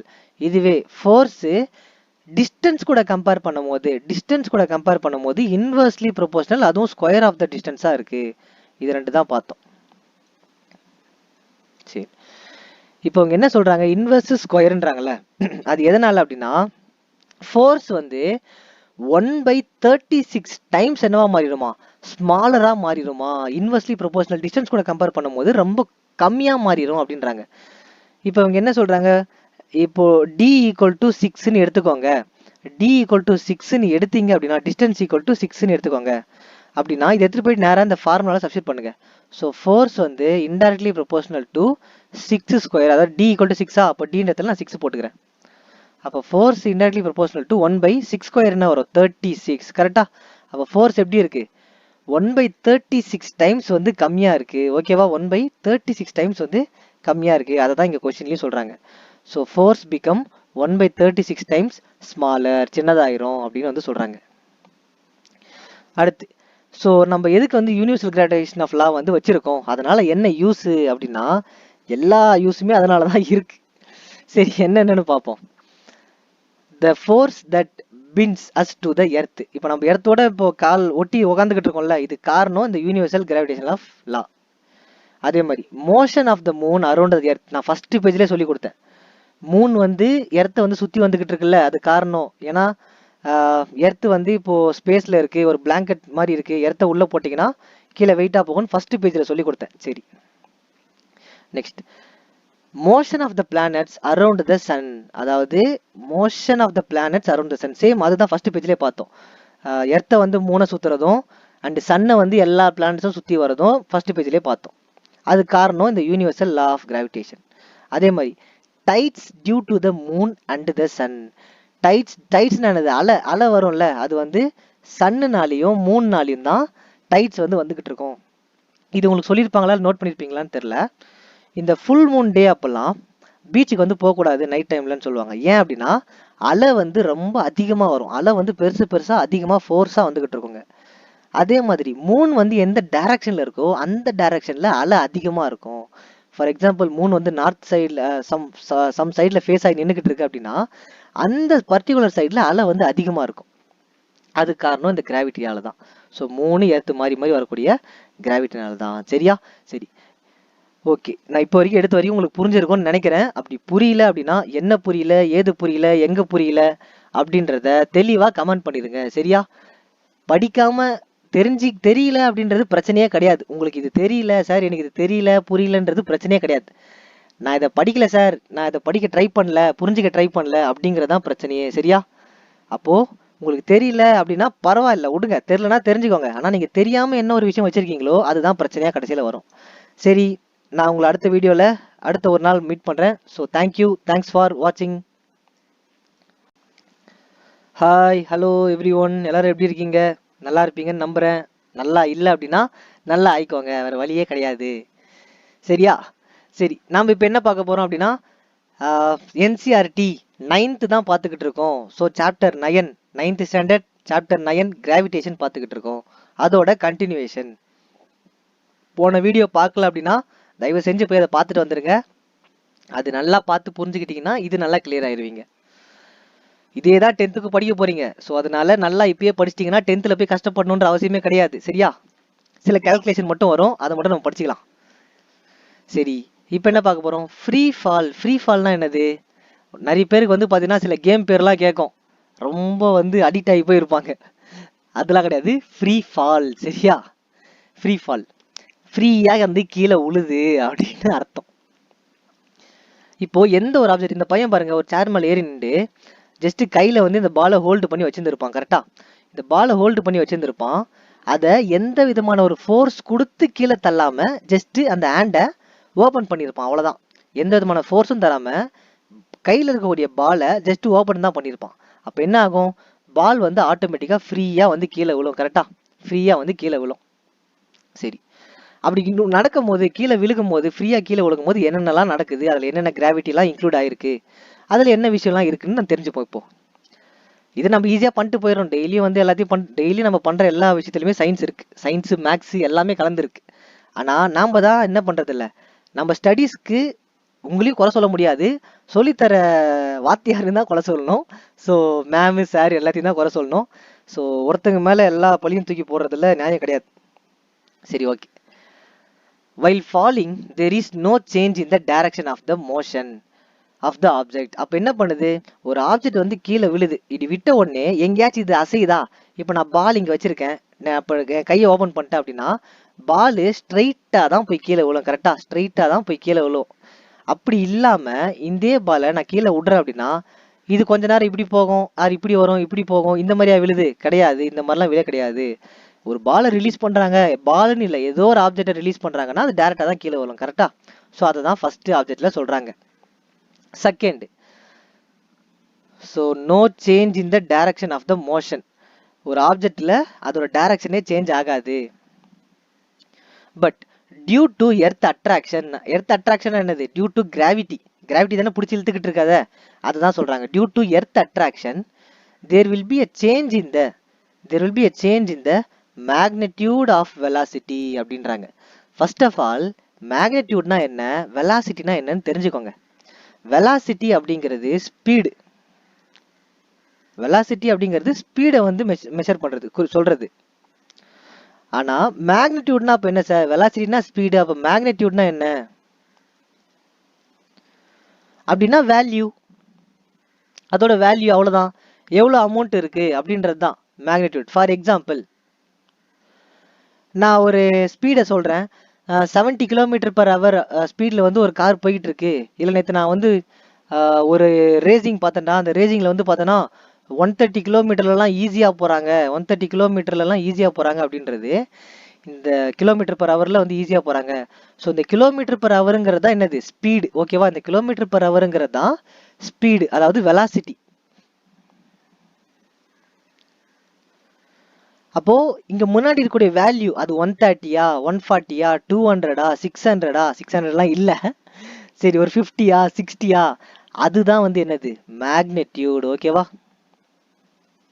அதுதான் மேக்னெட்யூட். சிம்பிளா சொல்ல போனா இவ்வளவுதான் விஷயம். ஸ்பீடு, அதாவது வெலாசிட்டினா இவ்வளவுதான் ஸ்பீடு தான். மேக்னெட்யூட்னா அது எவ்வளவு வேல்யூ இருக்கு அப்படின்றது தான் விஷயமே. அது ஒரு கொஷின் படிக்கும் போது நல்லா புரிஞ்சு படிச்சிங்க, லைன் பை லைனா புரிஞ்சு படிச்சிட்டீங்க அப்படின்னா, அதுக்கப்புறம் அந்த கொஷினை தூக்கத்தில் எழுக்கி ஸ்பீட்னா என்னடா வெலாசிட்டினா என்னடான்னு கேட்டிங்கன்னா கரெக்டாக சொல்லுவீங்க.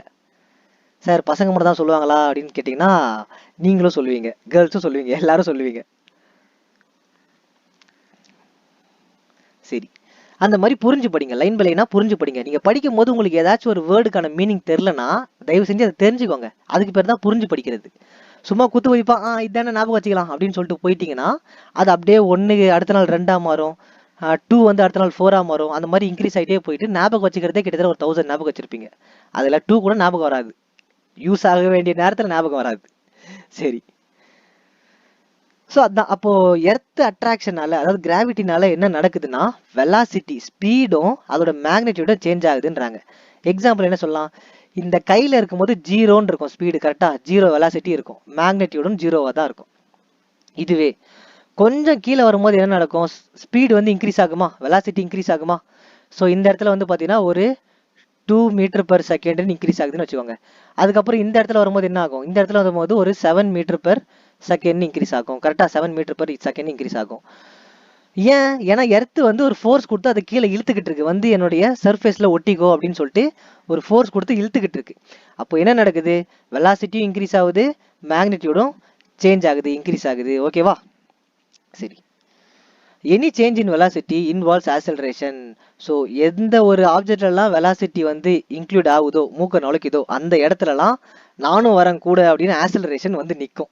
ஸோ வெலாசிட்டி, சேஞ்ச் இன் வெலாசிட்டிக்கு பேர் வந்து பார்த்தீங்கன்னா ஆக்சலரேஷன். சேஞ்ச் இன் வெலாசிட்டி தான் வந்து பார்த்தீங்கன்னா ஆக்சலரேஷன். ஆக்சலரேஷன்னா என்னது, சேஞ்ச் இன் வெலாசிட்டினா ஸ்பீடை வந்து நம்ம இன்க்ரீஸ் பண்ணுறோம். கரெக்டாக இப்போ நம்ம பைக்கில் போகிறோம் அப்படின்னா நல்லா ஃபாஸ்ட்டாக போடா அப்படின்னா ஆக்சலரேட்டர் நல்லா முறுக்குன்னு சொல்லுவோம். ஆக்சலரேட்டர் நல்லா முறுக்கு, ஆக்சலரேட்டர் கொடு அப்படின்னு நம்ம சொல்லுவோம். அப்போ அந்த ஆக்சலரேட்டர் நல்லா அப்படி டேர்ன் பண்ணோம், நல்லா அப்படி ரொட்டேட் பண்ணோம் அப்படின்னா பைக் நல்லா ஃபாஸ்ட்டாக போகும். அப்போ என்ன அர்த்தம், ஸ்பீடை வந்து நான் சேஞ்ச் பண்ணுறேன், ஸ்லோவில் இருந்து நான் ஸ்பீடை வந்து இன்க்ரீஸ் பண்ணுறேன். அப்போ எனக்கு ஸ்பீடு சேஞ்ச் ஆகுது, அது பேர் ஆக்சலரேஷன். கார்லேயும் பஸ்லையும் அதே மாதிரி தான், ஆக்சலரேட்டர் இருக்குமா, ஆக்சலரேட்டர் பெடல், ஸோ அதை நம்ம ப்ரெஸ் பண்ணோம் அப்படின்னா காரோ பஸ்ஸோ ஸ்பீடாக போகும். ஸோ அதுக்கு பேர் தான் ஆக்சலரேஷன். அப்போ வெலாசிட்டி எங்கெல்லாம் இருக்கோ அந்த இடத்துல ஆக்சலரேஷன் இருக்கும். whenever an object falls toward the earth an acceleration is involved. acceleration இருக்குன்னா அப்போ அதுவும் இன்வால்வ் தான் ஆக செய்யும். கரெக்டா? this acceleration is due to the earth gravitational force. So இந்த acceleration எதுக்கு நடக்குது அப்படின்னா எர்த் கிராவிடேஷன் ஃபோர்ஸ்னால நடக்குது. அதாவது ஸ்மால் ஜி, ஸ்டார்டிங்லேயே சொன்னா ஸ்மால் ஜின்னு ஒன்று இருக்கு, அது வந்து ஆக்சலரேஷன் டியூ டு கிராவிட்டி அப்படின்னு நம்ம எடுத்துப்போன்னு சொன்னா அதுதான் இது. therefore இது பார்க்காதவங்க ஃபர்ஸ்ட் வீடியோ பார்த்தீங்கன்னா புரியும், இந்த சாப்டரோடைய ஃபர்ஸ்ட் வீடியோ பார்த்தீங்கன்னா புரியும். therefore this acceleration is called the acceleration due to the gravitational force of the earth or acceleration due to gravity. So ரெண்டும் ஒன்று தான், சொன்னதான் திரும்ப சொல்லிக்கிட்டு இருக்காங்க, ஒரு பிரச்சனையும் இல்லை. So small G equal to 9.8, நம்ம அப்ராக்சிமேட்டாக என்ன பண்ணுவோம் அப்படின்னா 10ன்னு வச்சுப்பாங்க ஸ்கூல்ஸ்லாம். இப்போ இங்கே பாருங்க, so motion of object under the influence of gravitational force of the earth. இப்போ எர்த்தில் அதாவது இவர் தான் வந்து கலீலியோ, இவர் தானான்னு கேட்டால் இது ஒரு கார்ட்டூன். ஆனால் கலீலியோ ஃபோட்டோ வந்து கிட்டத்தட்ட கார்ட்டூன் மாதிரி தான் இருக்கும், பார்த்துருப்பீங்க. ஆனால் கலீலியோ என்ன பண்ணிட்டாங்க அப்படின்னா அவரு தான் இந்த தியரியை ப்ரொப்போஸே பண்ணார், எடுத்து சொன்னார் எல்லாருக்கிட்டையும். ஆனால் எல்லாரும் என்ன பண்ணிட்டாங்க, அதை நம்பவே இல்லை. இவர் திரும்ப திரும்ப சொல்லவும் எங்களை எல்லாத்தையும் நீ முட்டாளாக்குற, அது பண்ணுற இது பண்ணுறேன்னு அவரெல்லாம் சேர்ந்து போட்டு தள்ளிட்டாங்க, கலீலியோவை அடிச்சே காலி பண்ணிட்டாங்க. அது நிறைய தியரிஸ், நிறைய கதைலாம் இருக்கு. இவர் என்ன பண்ணாரு, ஒரு நாள் இந்த யூனிவர்சல் கிராவிடேஷன் ஆஃப் லாவை வந்து ப்ரொசீட் பண்ணுறதுக்காக இவர் தான் ஃபர்ஸ்ட் கண்டுபிடிச்சாரு. அதுக்கப்புறம் தான் நியூட்டன், கலீலியோ தான் ஃபர்ஸ்ட் ப்ரொப்போஸ் பண்ணாரு, அதுக்கப்புறம் தான் நியூட்டன் எடுத்துட்டு வந்தார். இவர் என்ன பண்ணிட்டாரு அப்படின்னா அந்த யூனிவர்சல் லாவை ப்ரொப்போஸ் பண்ணுறதுக்காக ஒரு பைசா டவர் மேலே ஏறி நின்ட்டார். பைசா டவர் மேலே ஏறி நின்று, ஸோ இந்த பால் வந்து பார்த்தீங்கன்னா ஒரு 1 kgன்னு வச்சுக்கோங்க, அது ஒரு 7 kgன்னு வச்சுக்கோங்க. ஸோ இந்த குட்டி பால் வந்து பார்த்தீங்கன்னா 1 kgன்னு இதை வச்சுக்கோங்க. இதை மேலேருந்து என்ன பண்ணிட்டாரு அப்படின்னா ரிலீஸ் பண்ணிட்டார். ரிலீஸ் பண்ணும்போது ரெண்டுமே சேம் டைமில் வந்து கிரவுண்டை வந்து தொட்டுச்சு, ரெண்டுமே சேம் டைமில் கிரவுண்டை தொட்டுச்சுங்க. ஸோ அப்போ இதுலேருந்து என்ன சொன்னார், அதாவது ஒரு பொருள் வந்து பெருசா இருக்கு சின்னதா இருக்கு அது வித்தியாசம் கிடையாது, எந்த ஒரு பொருளா இருந்தாலும் கிராவிட்டி வந்து கான்ஸ்டன்ட் சேம் தான், எல்லா பொருளுக்குமே கிராவிட்டி வந்து சமம் தான், ஈக்குவல் அப்படின்னு வந்து சொல்லிட்டாரு.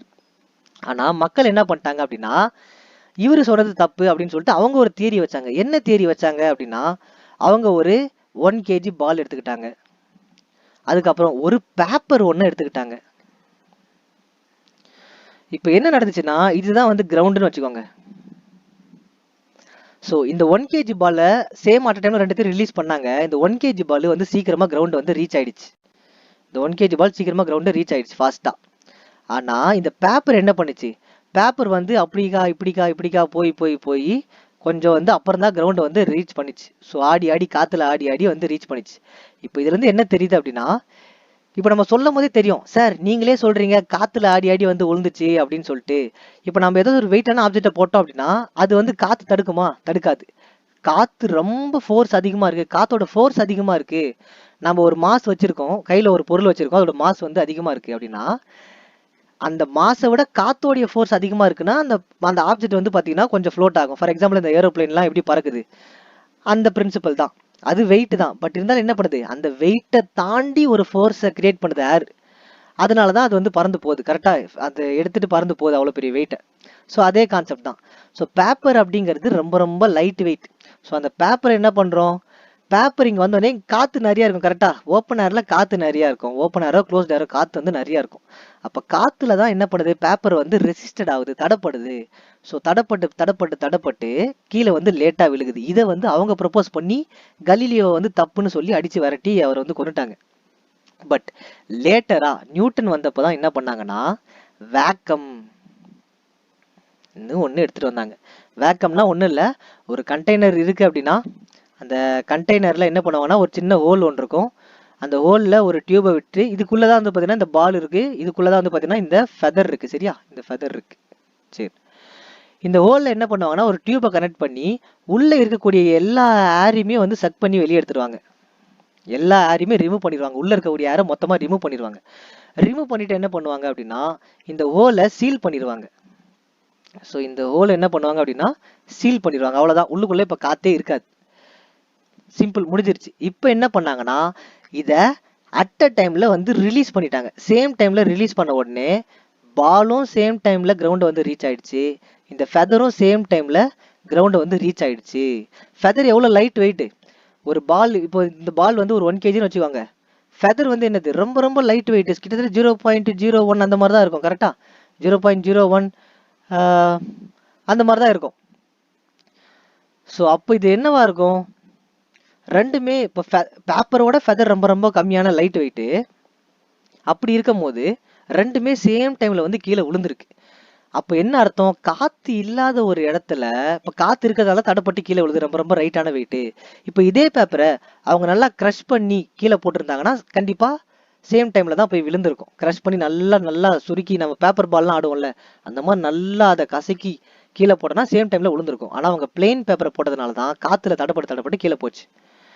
ஸோ இதுல தான் என்ன சொல்ல வராங்க, கிராவிட்டி. இப்போ இதுல இருந்து நம்ம என்ன தெரிஞ்சுக்கலாம் அப்படின்னா, ஒரு வேக்கம், அதாவது காத்தே இல்லாத இடத்துல ரெண்டு ஆப்ஜெக்டை ரிலீஸ் பண்றாங்க சேம் டைம்லனா, ரெண்டு ஆப்ஜெக்டும் அது எவ்வளவு லைட் வெயிட்டா இருந்தாலும் சரி, எவ்வளவு ஹெவியான ஆப்ஜெக்டா இருந்தாலும் சரி, சேம் டைம்ல தான் கீழே போய் விழுது அப்படின்றத நம்ம இதுல இருந்து தெரிஞ்சுக்கலாம், சரியா.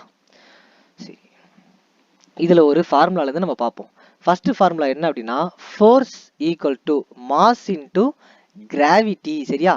எம்னா மாஸ், ஜினா வந்து gravity. So force equal to mass into gravity.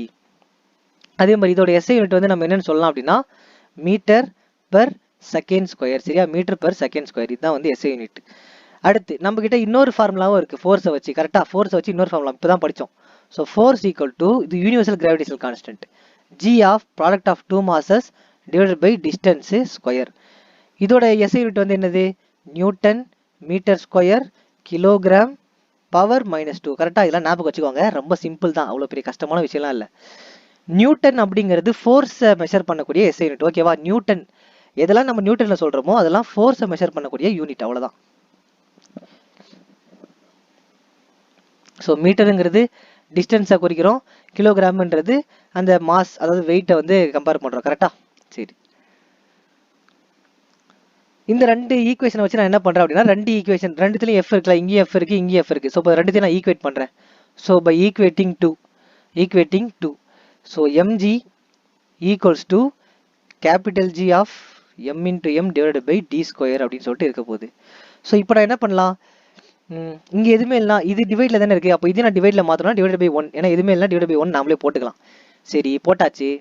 இப்போது கேன்சல் பண்ண முடியுதெல்லாம் கேன்சல் பண்ணுங்க, நடுவில் ஈக்குவல் இருக்குல்ல, அப்போது நியூமரேட்டரும் ஈக்குவல்ட்டுக்கு அந்த சைடில் இருக்க நியூமரேட்டர் கேன்சல் பண்ணலாம் தாராளமாக, டினாமினேட்டரும் ஈக்குவல்ட்டுக்கு இந்த சைடில் இருக்க டினாமினேட்டர் கேன்சல் ஆகும், சேம் சைடில் இருக்கக்கூடிய நியூமரேட்டர் டினாமினேட்டர் கேன்சல் ஆகும். இதெல்லாம் பேசிக் மேத்தமெட்டிக்ஸ், தெரியாதவங்க இப்போ கூட தெரிஞ்சுக்கோங்க. ஸோ இந்த ஸ்மால் எம்மோ இந்த ஸ்மால் எம்மோ கேன்சல் ஆயிரும். கரெக்டாக? அப்போ என்ன நடக்கும், G equal to capital G into M divided by d square அப்படின்னு இருக்கும் பேலன்ஸ். சரி, இப்போ நம்ம இதையும் வந்து மாற்றி கூட எழுதலாம், சொன்னல இந்த தேவைக்கு ஏற்ற மாதிரி நம்ம மாற்றி எழுதிக்கலாம்னு சொல்லிட்டு. ஆர் இதை நம்ம எப்படி மாற்றி எழுதலாம், கொஸ்டினுக்கு ஏற்ற மாதிரி மாற்றி எழுதிக்கலாம். ஸ்மால் g ஈக்குவல் டு, இந்த ஜியை மட்டும் நான் தனியாக எடுத்துக்கிறேன், M divided by d square. ரெண்டுமே ஒன்று தானே, இந்த ஜியை நான் மேலே மல்டிப்ளை பண்ணுறேன், இது மேலே 2 மல்டிப்ளை பண்ணி இருக்கு, இதை நான் மல்டிப்ளை பண்ணுறதுக்கு முன்னாடி ஸ்டேஜில் இருக்குது, கீழே இருக்கிறது, அவ்வளோதான். ஆர் இதை இன்னொரு மாதிரி மாற்றலாம், எப்படி மாற்றலாம் அப்படின்னா G equal to M by R square. So டிஸ்டன்ஸுக்கு பதிலாக ரேடியஸ் ஆஃப் த ஸ்கொயர். ஓகேவா, டிஸ்டன்ஸுக்கு பதிலாக என்ன பண்ணலாம், கிராவிட்டி இன்டூ டி ஸ்கொயர் வந்து பார்த்தீங்கன்னா ரேடியஸ் ஆஃப் த ஸ்கொயர்னு நம்ம மாற்றி வச்சுக்கலாம். சரியா, ரேடியஸ்னா வந்து என்னது, இப்போ இதுதான் வந்து பார்த்தீங்கன்னா இது எர்த்து, இது எர்த்துன்னு வச்சுக்கோங்க. ஸோ இங்கே தான் வந்து பார்த்தீங்கன்னா 3 இருக்கு, இது வந்து பார்த்தீங்கன்னா 3. ஸோ இந்த 3 வந்து என்ன பண்ணும், எர்த்தை வந்து சுற்றி வந்துகிட்டு இருக்கும். கரெக்டாக, எர்த்தை வந்து சுற்றி வந்துகிட்டு இருக்கும், இந்த பேட்டர்னில் சுற்றி வந்துகிட்டு இருக்கும்.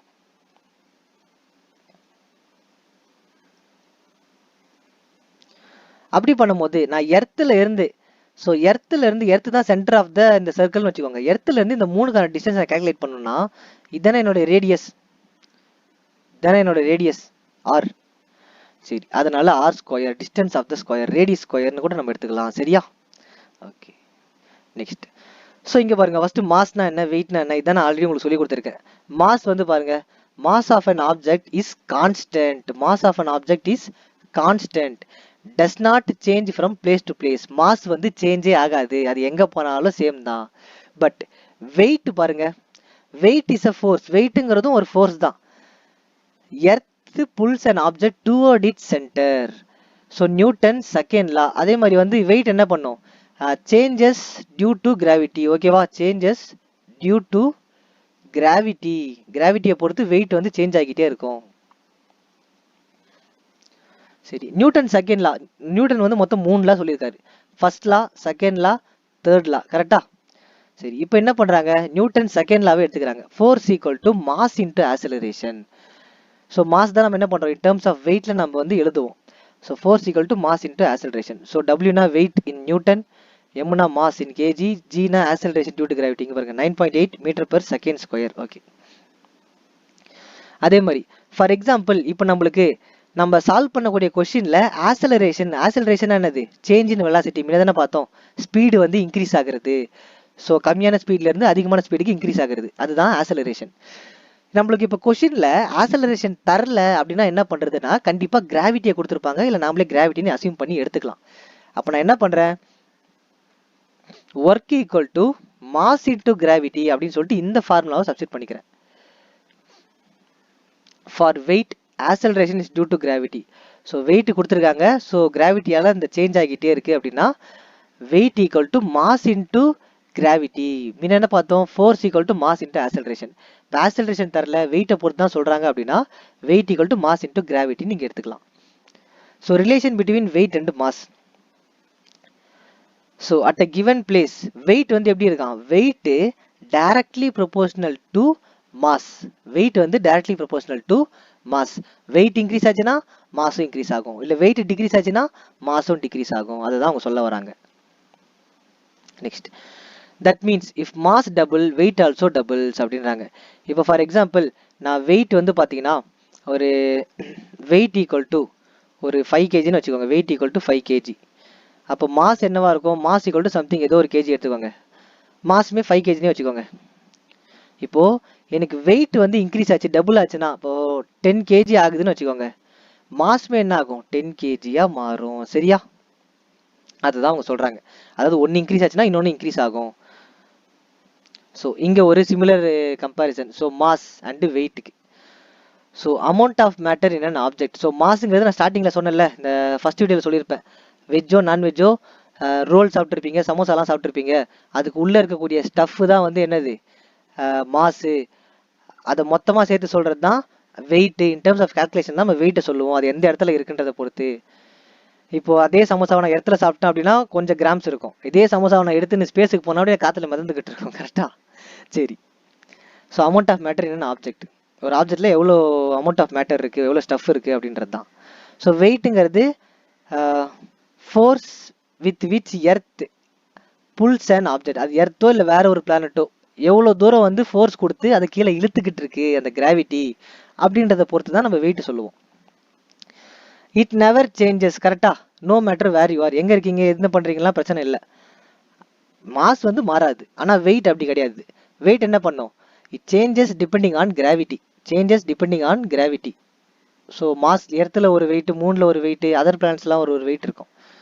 அதே மாதிரி மாஸை வந்து நான் சொன்னேன்ல, கிலோகிராம் கேஜின்னு எதுக்கு போடுறாங்க அப்படின்னா மாஸை வந்து மெஷர் பண்ணுறாங்க. So measured in kilogram grams. Weight அதே மாதிரி மெஷர்ட் இன் நியூட்டன். ஏன்னா வெயிட்டுங்கிறது என்னன்னு படித்தோம்? வெயிட்டுங்கிறதே ஒரு ஃபோர்ஸு. ஃபோர்ஸ் வெயிட்ன்றதே என்னது? ஒரு ஃபோர்ஸ்ன்னு இப்போ தான் படித்தோம். கரெக்டா? ஸோ வெயிட்னா ஃபோர்ஸ்னா, இப்போ நான் ஃபோர்ஸோட எஸ்ஐ யூனிட் என்ன சொன்னேன்? நியூட்டன்னு சொன்னேன். அப்போ வெயிட் ஃபோர்ஸ்னு அர்த்தம்னா அப்போ வெயிட்டுக்கு நான் நியூட்டனும் சேர்த்து எழுதிக்கலாம். ஃபோர்ஸுக்கு மட்டும் இல்லாமல் வெயிட்டுக்குமே நான் நியூட்டன்னு போட்டு மெஷர் பண்ணலாம். ஸோ மாஸ் அப்படிங்கிறது ஸ்கேலார் குவான்டிட்டி. ஸ்கேலார் குவான்டிட்டி அப்படிங்கிறது வெறும் மேக்னிடியூடு மட்டும்தான் இருக்கும், டைரக்ஷன்லாம் இருக்காது. பட் வெயிட்டுங்கிறது ஒரு வெக்டார் குவான்டிட்டி. இதுக்கு மேக்னிடியூடும் இருக்கும், டைரக்ஷனும் இருக்கும். சிம்பிளாக சொல்ல போனால் எக்ஸாம்பிள் இதுக்கு என்ன சொல்லணும் அப்படின்னா, ஸ்கேலார் குவான்டிட்டி அப்படின்னா ஒன்லி மேக்னிடியூடுன்றாங்கல்ல, அதுக்கு மேக்னிடியூட் என்ன சொன்னோம்? வேல்யூ. கரெக்டா? இப்போ ஃபார் எக்ஸாம்பிள் நான் 70 km/h போய்கிட்டு இருக்கு ஸ்பீடு அப்படின்னா, இல்லை வெயிட், மாசை பற்றி தானே பேசுகிறோம், மாஸ்னா வெயிட் தானே. இப்போ 70 கிலோகிராம், கிலோமீட்டர் இல்லை, சாரி கிலோகிராம், சாரி மன்னிச்சிருங்க. 70 கிலோகிராம் வந்து பார்த்தீங்கன்னா 70 கிலோகிராம் இவ்வளோ கேஜி வந்து லெஃப்ட் சைடில் இருக்குது, இவ்வளோ கேஜி ரைட் சைடில் இருக்குது, இவ்வளோ கேஜி நார்த்தில் இருக்குது அப்படின்லாம் சொல்ல போகிறது இல்லை. கரெக்டாக? எவ்வளோ கேஜி அவ்வளோதான். 70 கேஜி இருக்குது, 60 கேஜி இருக்குது, 10 கேஜி இருக்குது, அவ்வளோதான் சொல்லுவோம். அப்போ அந்த இடத்துல டைரக்ஷனுக்கு எந்த யூஸுமே கிடையாது. இதுவே வெயிட்டு நம்ம சொல்கிறோம் அப்படின்னா டைரக்ஷனும் இருக்குது ப்ளஸ் மேக்னிடியூடும் இருக்குது. ஏன் வெயிட்டை வந்து டைரக்ஷனை பொறுத்து சொல்கிறோம்? ஏன் அப்படின்னா வெயிட்டை வந்து நம்ம எதில் மெஷர் பண்ணுறோம்? ஃபோர்ஸ் தானே வச்சு மெஷர் பண்ணுறோம், நியூட்டன். அதாவது கிராவிடேஷனில் வச்சு நம்ம மெஷர் பண்ணுறோம். அப்போது கிராவிட்டிங்கிறது நம்ம என்ன சொன்னோம்? வெயிட்டு வேறு வேறு இடத்துல மாறிக்கிட்டே இருக்க போகுது. அப்போ மாறிக்கிட்டே இருக்கிறதுனால தான் இதுக்கு டைரக்ஷனும் இருக்குது, வேறு வேறு இடத்துல மாறுது இல்லை. டைரக்ஷன்னா வேறு வேறு இடம் தானே. அப்போ இடத்த மாறிக்கிட்டே இருக்கு. ஸோ அதனால் இடமும் மாறுது, அதோடைய மேக்னிடியூடும் மாறுது. சரி, நெக்ஸ்ட் இங்கே பாருங்க, weight of an object on the moon அப்படின்றாங்க. இதை நான் ஆல்ரெடி உங்களுக்கு சொன்னேன், ஸ்டார்டிங் ஃபர்ஸ்ட் லெசன்லேயே சொன்னேன், ஃபர்ஸ்ட் ஸ்லைட்லேயே சொன்னேன், வீடியோவிலே. என்ன இதோட மெயின் கான்செப்ட் என்ன அப்படின்னா, weight of the object of the moon and weight of the object of the earth. ஒரு எர்த்தில் இருக்கக்கூடிய ஒருத்தங்களையும் மூணில் இருக்கக்கூடிய ஒருத்தங்களையும் நம்ம கம்பேர் பண்ணும்போது வெயிட் எப்படி தெரிஞ்சுக்கலாம் அப்படின்னா, 1/6 கூட நம்ம மல்டிப்ளை பண்ணோம் அப்படின்னா, 1/6 கூட மல்டிப்ளை பண்ண அப்படின்னா எதை மல்டிப்ளை பண்ணோம்? எர்த்தில் இருக்கக்கூடிய வெயிட்.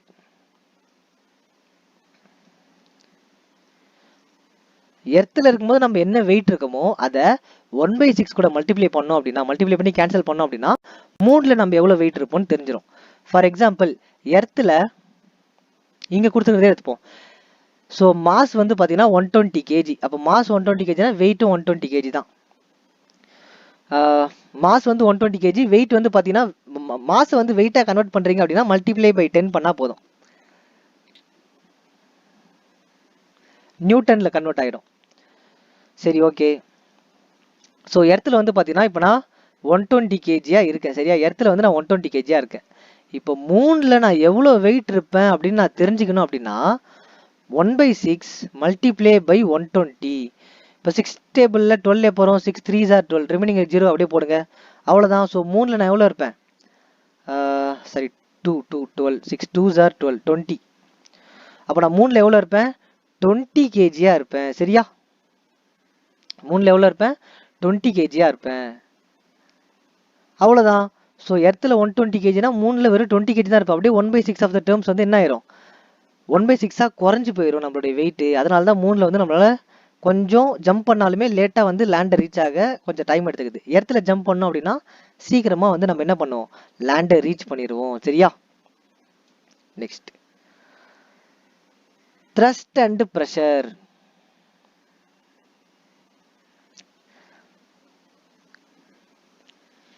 ஸோ த்ரஸ்ட் அப்படிங்கிறது இங்கே பாருங்க, ஒரு டயக்ராம் கொடுத்துருக்காங்கல்ல, இதில் ஒரு பையன் அந்த இதுதான் வந்து பார்த்தீங்கன்னா நோட்டீஸ் போர்டு.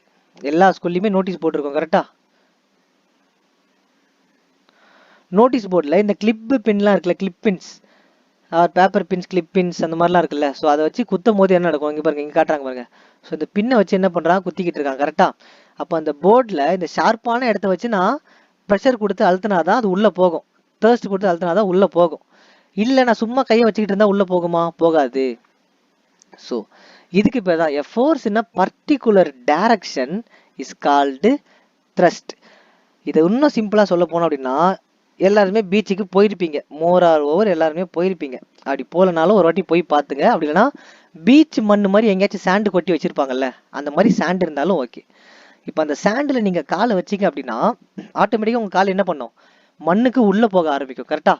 அந்த சாண்டில் காலை வைக்கிறீங்க அப்படின்னா, பீச் சாண்டோ இல்லை பீச் சாண்டு வேறு எங்கேயாச்சும் இருக்கும்போது காலை வச்சிங்கன்னா ஆட்டோமேட்டிக்காக கால் வந்து உள்ளே போகும். அது காரணம் என்ன, நாம் வந்து வெர்டிக்கலாக இருக்கும். வெர்டிக்கல்னா டாப் டு பாட்டம் இந்த மாதிரி வந்து ஸ்ட்ரைட்டாக இருக்கும் கரெக்டாக? வெர்டிக்கலாக இருக்கும்.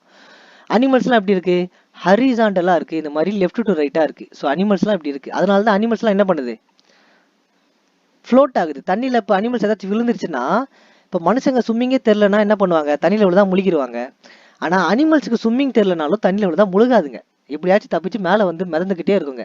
அதுனா டெய்லியும் போய் ஸ்விம்மிங் ப்ராக்டிஸ் ஒரு கொஞ்ச நேரம் எடுத்துக்குதா, கிடையாது. என்ன ரீசன் அப்படின்னா, அதுங்க ஹரிசாண்டலாக இருக்குது, அதாவது தட்டையாக ஃப்ளாட்டாக இருக்குது. அதனால தான் அதுங்க முழுகாமல் அப்படியே இருக்குது. நாம் என்ன பண்ணுறோம், நல்லா செங்குத்தாக அப்படி ஸ்ட்ரைட்டாக இருக்கும். அதனால தான் தண்ணியில் விழுந்த உடனே நீச்சல் தெரியலனா உள்ளே கொஞ்ச நேரம் கழிச்சு முழுகிடுறோம். சரி, இப்போ அந்த பீச் மண்ணில் நம்ம என்ன எடுக்கிறோம்னா, இதுதான் வந்து சாண்டுன்னு வச்சுக்கோங்க, இதுதான் சாண்டு. இங்கே ஒரு காலை நம்ம வைக்கிறோம்னா என்ன பண்ணோம், சாண்டுக்கு உள்ள கால் போயிடும் கரெக்டாக? சாண்டுக்கு உள்ள கால் போயிடும். அப்போ என்ன தரோம் அப்படின்னா, இந்த இடத்துல நம்ம என்ன தந்துக்கிட்டு இருக்கோம்னா, இதுக்கு பேர் தான் த்ரஸ்ட். இதுக்கு பேர் தான் த்ரஸ்ட். சரியா? ஸோ இதுக்கு பேர் த்ரஸ்ட்னா, அப்போ ப்ரெஷர்னா என்ன சார், எனக்கு வந்து சின்ன வயசுல இருந்து ப்ரெஷர்னா தான் அழுத்தம், ப்ரெஷர்னா அழுத்தம் தான் கரெக்ட், ப்ரெஷர்னா அழுத்தம் அப்படிதானே சொல்லி கொடுத்தாங்க. நீங்க திடீர்னு இதுக்கு பேர் த்ரஸ்ட்ன்ட்டீங்களே அப்படின்னா, இந்த ஒரு பர்டிகுலர் பொசிஷன்ல நீங்க கொடுக்குறீங்களா, கால் உள்ள போகுது இல்ல, அதுக்கு பேர் தான் வந்து பாத்தீங்கன்னா த்ரஸ்ட். ஒரு பர்டிகுலர் டைரக்ஷன்ல, இப்போ செவுத்துல ஆணி அடிக்கிறோம், இது வந்து பாத்தீங்கன்னா செவுரு. ஸோ இது வந்து ஒரு வால். ஸோ இந்த வால்ல நான் என்ன பண்றேன் அப்படின்னா, ஒரு ஆணி அடிக்கிறேன். அப்போ ஆணியோடைய ஷார்ப்பான எட்ஜை அந்த வால்ல வச்சு ஒரு சுத்தியை வச்சு இங்க இடத்துல தட்டினா மட்டும்தானே இது உள்ள போகும். ஒரு சுத்தி வச்சு இந்த தட்டினா மட்டும் தான் ஆணி வந்து உள்ள போகும். இல்ல இந்த ஷார்ப்பான பொசிஷனை நான் அப்படியே ரிவர்ஸ்ல வச்சுட்டு இந்த ஃபிளாட்டான பொசிஷனை செவுத்தை நோக்கி வச்சுக்கிறேன் அப்படின்னா, அப்புறம் எப்படி ஆணி உள்ள போகும், போக முடியாது. அது காரணம் என்ன அப்படின்னா, த்ரஸ்ட். இங்க ஷார்ப்பான இடத்த நான் செவுத்துல வைக்கும் போது தான் இந்த ஷார்ப்பான இடம் என்ன பண்ணும். ஸோ இந்த இங்க காட்டுறேன். ஸோ இந்த ஷார்ப்பான இடம் தான் என்ன பண்ணிக்கிட்டு இருக்கோம் அப்படின்னா, இந்த செவுத்தை ஜஸ்ட் கொஞ்சம் ஓட்டை போட்டுட்டு போயிட்டு இருக்கோம் கரெக்டா? இந்த செவுத்தை ஓட்டை போட்டுட்டு போகும். ஸோ அதுக்கு காரணம் என்னது, இந்த இடம் ஷார்ப்பா இருக்கு. ஸோ ஷார்ப்பா இருக்க உள்ள இறங்கிட்டே போகுது. இதுக்கு காரணம் தான் என்ன அப்படின்னா த்ரஸ்ட். ஏன்னா ஒரு பர்டிகுலர் டைரக்ஷன்ல ஒரு பர்டிகுலர் பாயிண்ட்ல நம்ம என்ன தரோம், ஒரு ஃபோர்ஸ் அப்ளை பண்றோம், அதுக்கு பேர் த்ரஸ்ட். அப்போ ப்ரெஷர்னா என்ன அப்படின்னா, இப்போ த்ரஸ்ட் கொடுக்குறோம்ல, ஃபோர்ஸ் தரோம்ல, அந்த ஃபோர்ஸை எவ்வளோ இடத்துல மொத்தமா தரோம், force per unit area. Unit area, force per unit area, அதாவது எவ்வளோ இடத்துல வந்து பார்த்தீங்கன்னா நம்ம அந்த ஃபோர்ஸ் தரோம். ஃபார் எக்ஸாம்பிள் இந்த ஆணி அடிக்கிறோம் அப்படின்னா, இந்த ஆணி இடத்துல, ஸோ இது வந்து த்ரஸ்ட். இந்த ஆணி வந்து செவுத்துல இறங்குறது த்ரஸ்ட் கரெக்டா? மேலே எவ்வளோ ஃபோர்ஸ் தரும், ஃபோர்ஸ் எவ்வளோ அப்ளை பண்ணிக்கிட்டு இருக்கோம். இப்போ இந்த இடத்துல இவ்வளோ, இந்த இடத்துக்கு மட்டும் தான் நான் ஃபோர்ஸ் அப்ளை பண்ண போறேன் கரெக்டா? இந்த ஆணியோட ஹெட்ல மட்டும் தான் நல்லா ஃபோர்ஸ் அப்ளை பண்ண முடியும். இதுதான் ப்ரெஷர். அந்த இடத்துல கூடிய ஃபோர்ஸ் தான் ப்ரெஷர். இதுவே இப்போ ஸ்ட்ரைட்டா நம்ம மண்ணுல காலை மட்டும் வைக்கிறோம் அப்படின்னா அது வந்து த்ரஸ்ட். இதுவே அந்த மண்ணுல நம்ம அப்படியே படுத்துக்கிட்டோம், இதுதான் மண் அப்படின்னா சாண்ட், இதுதான் சாண்ட் அப்படின்னா, இந்த சாண்ட்ல ஒருத்தர் என்ன பண்றான், அப்படியே படுத்துக்கிட்டான் சரியா? இந்த சாண்டில் அப்படியே ஒருத்தன் படுத்துக்கிட்டான். இப்படி படுத்துக்கிட்டானா அப்போ அந்த சாண்ட் வந்து கீழே போகுமா? சாண்ட் வந்து உள்ளெல்லாம் போகாது. ஏன் அப்படின்னா நம்ம ப்ரெஷரை ஈவனாக அந்த சாண்டுக்கு தரோம். நம்ம ஒரே இடத்துல கொடுத்தாதான் கால் உள்ளே போகும். ஈவனாக தரோம் அப்படின்னா மொத்தமாக நிறைய இடத்துல தருது. ஒரு பெரிய சர்ஃபேஸில் தரோம் அப்படின்னா, ஒரு பெரிய சர்ஃபேஸில் ப்ரெஷர் தரோம் அப்படின்னா இந்த மொத்த சர்ஃபேஸ்க்கும் ப்ரெஷர் வந்து ஈவனாக ட்ரான்ஸ்ஃபர் ஆகும். ஸோ அப்போ அது கீழே போகாமல் ஃப்ளாட்டாக அப்படியே நிற்கும். இதுக்கு பேர் தான் ப்ரெஷர். ஓகேவா? Thrust pressure. இதுதான் வந்து சிம்பிள் டெஃபினிஷன். மறக்கவே மறக்காதீங்க. So next, you stand on a loose sand, your feet go deep into the sand, now lie down அந்த சாண்ட். இப்போ நான் சொன்னதே தான் இங்கேயும் கொடுத்துருக்காங்க. ஸோ ஒரு லூஸாக இருக்கக்கூடிய மண், அதாவது பீச் மண்ணெலாம் நடந்தோம் அப்படின்னா கால் வந்து உள்ளே போகும். இதுவே அதில் நீங்கள் லை டவுன் படுத்துக்கிட்டீங்க அப்படின்னா ப்ரெஷரை வந்து ஈவனாக ஸ்ப்ரெட் பண்ணுறீங்க, த்ரஸ்ட் கொடுக்காம ப்ரெஷரை கொடுக்குறீங்க. அதனால மண் வந்து உள்ளே போகாமல் அப்படியே கான்ஸ்டண்ட்டாக மேலே நின்றுக்கிட்டு இருக்கும். The force acting on an object perpendicular to the surface is called thrust. பர்பண்டிகுலர்னா என்ன? ஒரு லைன் இப்படி இருக்கணும், அதுக்கு ஸ்ட்ரைட்டா இன்னொரு லைன் கீழே இப்படி இருக்கணும். இதுக்கு பேர் தான் என்னது? பர்பண்டிகுலர். நம்ம முன்ன பார்த்தோம்ல, மின்னி எல்லாம் பர்பண்டிகுலர் தானே இருக்கு. இங்க பாருங்க, செவுரு இப்படி இருக்கு, ஆணி இப்படி இருக்கு, பர்பண்டிகுலர் தானே இருக்கு. ஸோ ஆணி இப்படி இருக்கு, செவுரு இப்படி இருக்கு, பர்பண்டிகுலரா தானே இருக்கு. அதே மாதிரி இதுவும் பாருங்க. ஸோ இது நம்ம காலு, இது வந்து சாண்டு, பர்பண்டிகுலரா தானே இருக்கு. அப்போ எப்படி இருக்கணும்? த்ரஸ்ட்டை பத்தி பேசுறோம் அப்படின்னா பர்பண்டிகுலர் டு த சர்ஃபேஸ், சர்ஃபேஸ்க்கு பர்பண்டிகுலரா இருக்கணும். ஸோ இதுதான் பர்பண்டிகுலர். அதுதான் நம்ம த்ரஸ்ட் அப்படின்னு நம்ம சொல்றோம். ஸோ இன்னொரு ஃபார்முலா கொடுத்துருக்காங்க, pressure equal to thrust by area. So இப்போ நான் ப்ரெஷர், ஒரு இடத்துல எவ்வளோ ப்ரெஷர் இருக்கு, எவ்வளோ அழுத்தம் இருக்குன்னு நான் கண்டுபிடிக்கணும் அப்படின்னா த்ரஸ்ட் எவ்வளோ கொடுக்குறோம், எவ்வளோ ஏரியால நம்ம கொடுத்துக்கிட்டு இருக்கோம், அதை ரெண்டுத்தையும் டிவைட் பண்ணோம் அப்படின்னா ப்ரெஷர் வந்து நம்மளுக்கு ஈஸியாக கிடைச்சிரும். Next, okay. ஸோ இதோட நம்ம இந்த கிளாஸையும் ஃபினிஷ் பண்ணுவோம். ஸோ இது உங்களுக்கு புரிஞ்சிருக்கும்னு நினைக்கிறேன். புரியல அப்படின்னா என்ன புரியல, ஏது புரியலன்றத தயவு செஞ்சு கமெண்ட் பண்ணுங்க. சரியா? அந்த டைமிங்கை மென்ஷன் பண்ணுங்க, இல்லை டாப்பிக்கை மென்ஷன் பண்ணி கமெண்ட் பண்ணுங்க. பெட்டர் டைமிங்கை மென்ஷன் பண்ணி கமெண்ட் பண்ணுங்க. ஸோ பிடிச்சிருந்தா ஒரு லைக் பண்ணிக்கோங்க, சப்ஸ்கிரைப் பண்ணிக்கோங்க. ஏதாவது டவுட் இருந்தால் கமெண்ட் பண்ணுங்க. டவுட் இல்லைனாலும் என்ன உங்களுக்கு இம்ப்ரூவ்மெண்ட் பண்ணணும், இல்லை ஏதாச்சும் வந்து ஃபால்ட் இருக்கா அதையும் கமெண்ட் பண்ணிக்கோங்க. சப்ஸ்கிரைப் பண்ணாதவங்க சப்ஸ்கிரைப் பண்ணிட்டு பாருங்க. தேங்க்யூ, தேங்க்ஸ் ஃபார் வாட்சிங். ஹலோ எவ்ரி ஒன், எல்லாரும் எப்படி இருக்கீங்க? எல்லாரும் நல்லா இருப்பீங்கன்னு நம்புறேன். நல்லா இல்லைன்னா நல்லா ஆயிக்கோங்க. நீ நல்லாவே இல்லை, ஏன் சார் இதே சொல்லிக்கிட்டு இருக்கீங்க அப்படின்னா வேற வழி என்ன பண்றது? நல்லா இல்லை, நல்லா ஆயிக்கோ. வேற எதுவும் பண்ண முடியாது. இல்லை, நல்லா இருக்கிறதும் உன் கையில தான். நீயா போய் தேடி எடுத்துக்கிறதா எல்லாத்தையும். இப்போ நீ சந்தோஷமா இருக்கனா சந்தோஷமா இருக்க, இல்லை நான் சந்தோஷமா இல்லை சோகமா இருக்கனா நீ சோகமா இருக்க, அவ்வளோதான். சரி, அதனால நல்லா ஆயிக்கோ, புரிஞ்சு படி. சரி, என்ன பார்க்க போறோம் அப்படின்னா என்சிஆர்டி 9th சிலபஸ் தான் பார்க்க போறோம். 9th ஸ்டாண்டர்ட் சாப்டர் நம்பர் 9 கிராவிடேஷனோட கண்டினியூஷன் தான். ஸோ இன்னைக்கு என்ன பார்க்க போறோம் அப்படின்னா ப்ரெஷர் இன் ஃப்ளூயிட்ஸ். ஃப்ளூயிட்ஸ்னா ஒன்றும் இல்லை, தண்ணி, அவ்வளோதான். ப்ரெஷர் இன் ஃப்ளூயிட்ஸ், தண்ணியில் எவ்வளோ அழுத்தம் இருக்கு முன்ன தான் பார்த்தோம். ப்ரெஷர்னா என்னன்னு பார்த்தோம். தயவு செஞ்சு ஃபர்ஸ்ட் வீடியோ செகண்ட் வீடியோ பார்க்காதவங்க போய் பார்த்துட்டு வந்துருங்க. தெளிவா ஈஸியாக இருக்கும், பார்த்துட்டு வந்துருங்க. அதுக்கப்புறம் இதை பாருங்க. So pressure in fluids, all liquids and gases are fluids. அதே மாதிரி வாட்டர் மட்டும்தான். நம்ம மொத்தம் 3 ஸ்டேட் படிச்சிருப்போம். என்னென்ன ஸ்டேட்ஸ் இருக்கு? ஒன்று வந்து சாலிட் ஸ்டேட், இன்னொன்று வந்து லிக்விட், இன்னொன்று வந்து பார்த்தீங்கன்னா கேஸ். இந்த 3 ஸ்டேட் இருக்கு. இதுக்கு அப்புறம் ஒன்று இருக்கு, ஆனால் அது உங்களுக்கு இப்போ தேவையில்லை. செலஸ்டியல் சம்திங் இருக்கும், அது உங்களுக்கு தேவையில்லை இப்போ. So solid, liquid, gas. Solid, liquid, gas, இந்த 3த்துலையும் இருக்கக்கூடிய ஒரே ஒரு விஷயம் என்னன்னா இந்த வாட்டர். ஸோ வாட்டர் வந்து என்ன பண்ணலாம், தண்ணியை ஃப்ரிட்ஜில் ஊற்றி வச்சுட்டு ஐஸ் கியூபாகவும் எடுத்துக்கலாம், கரெக்டாக சாலிடாகவும் எடுத்துக்கலாம். அதே ஐஸ் கியூபை நான் கொஞ்ச நேரம் வெளியே வச்சேன் அப்படின்னா என்ன நடக்கும்? மறுபடியும் லிக்விடாக மாறிடும். அந்த லிக்விடை எடுத்து நான் சூடு பண்ணனா என்ன நடக்கும்? மறுபடியும் ஆவியாக போகும். மறுபடியும் ஆவியாக போனது என்ன பண்ணும்? ஆவியாக போகிறது என்னது? கேஸ், கரெக்டாக. ஸோ கேஸ் போயிட்டு அது இப்போ நான் கொதிக்க வச்ச தண்ணி கேஸ் ஆவியாக மேலே போகுது. அதை நான் மூடி வச்சிட்டேன் அப்படின்னா வாட்டர் டிராப்லெட்ஸ் அந்த மூடி மேலே ஃபுல்லாக இருக்கும். திரும்ப லிக்விடாக மாதிரி திரும்ப கீழே வரும். அதை நான் திரும்ப என்ன பண்ணலாம்? சாலிடாக கன்வெர்ட் பண்ணலாம். ஸோ இந்த மாதிரி எல்லா ஸ்டேட்லேயும், ஸ்டேட் ஆஃப் மேட்டர்லையும் கலந்து வர்றது ஒன்று லிக்விட் மட்டும்தான், வாட்டர் மட்டும்தான். சரியா? ஸோ அந்த வாட்டரில் எவ்வளோ ப்ரெஷர் இருக்குது? வாட்டரில் கிட்டத்தட்ட வந்து பார்த்தீங்கன்னா வாட்டருங்கிறது ரொம்ப நம்மளுக்கு ரொம்ப முக்கியமானது தண்ணி. ஆனால் அந்த வாட்டர் வந்து அவ்வளோ ஒரு டேஞ்சர். ஏன் டேஞ்சர் அப்படின்றனா ஃப்ளட்டுலாம் வருது இல்லை, திடீர்னு ஃப்ளட்டுலாம் வரும். அப்போ அந்த வாட்டரோடைய ப்ரெஷர் ஃபோர்ஸ் இருக்கு பாருங்க, அது மனுஷங்களை விட்டுருங்க, இப்போ நீங்க ரீசெண்டா அந்த நம்ம சென்னையில வந்த ஃபிளட்ஸ்லாம் கூட பார்த்துருப்பீங்க. காரு, லாரி, பஸ்ஸு எல்லாத்தையும் அப்படியே ஈஸியா தூக்கின்னு போயிட்டு இருக்கும். அது அவ்வளோ பெரிய வெயிட்டான ஒரு லாரி, கார், பஸ்ஸு. ஆனா அந்த தண்ணி என்ன பண்ணும்? அதை ஈஸியா அடிச்சு எடுத்துட்டு போயிட்டு இருக்கும். அப்ப தண்ணியோட ஃபோர்ஸுங்கிறது பயங்கர டேஞ்சர். சரி, அதை பத்தி கொஞ்சம் படிப்போம். So pressure in fluids. All liquids and gases are fluids. So எல்லா லிக்விடும் எல்லா கேஸஸும் ஃப்ளூயிட்ஸ் அப்படின்றாங்க. ஏன் சார் கேஸ் போய் எப்படி சார் வந்து லிக்விடா மாறும் அப்படின்னா, இப்போ வீட்டில் பெஸ்ட் எக்ஸாம்பிள் எல்பிஜி யூஸ் பண்றீங்களா, cylinder, liquefied petroleum gas, LPG cylinders use பண்ணுவீங்க. ஸோ அந்த கேஸ்லாம் என்ன பண்ணுது, உள்ளுக்குள்ள லிக்விடா தான் இருக்கும். நம்ம கேஸ் ரிலீஸ் பண்ணும்போது தான் மேலே ஆவியா ஃபுல்லா வந்துகிட்டு இருக்கும். A solid exerts pressure on a surface due to its weight.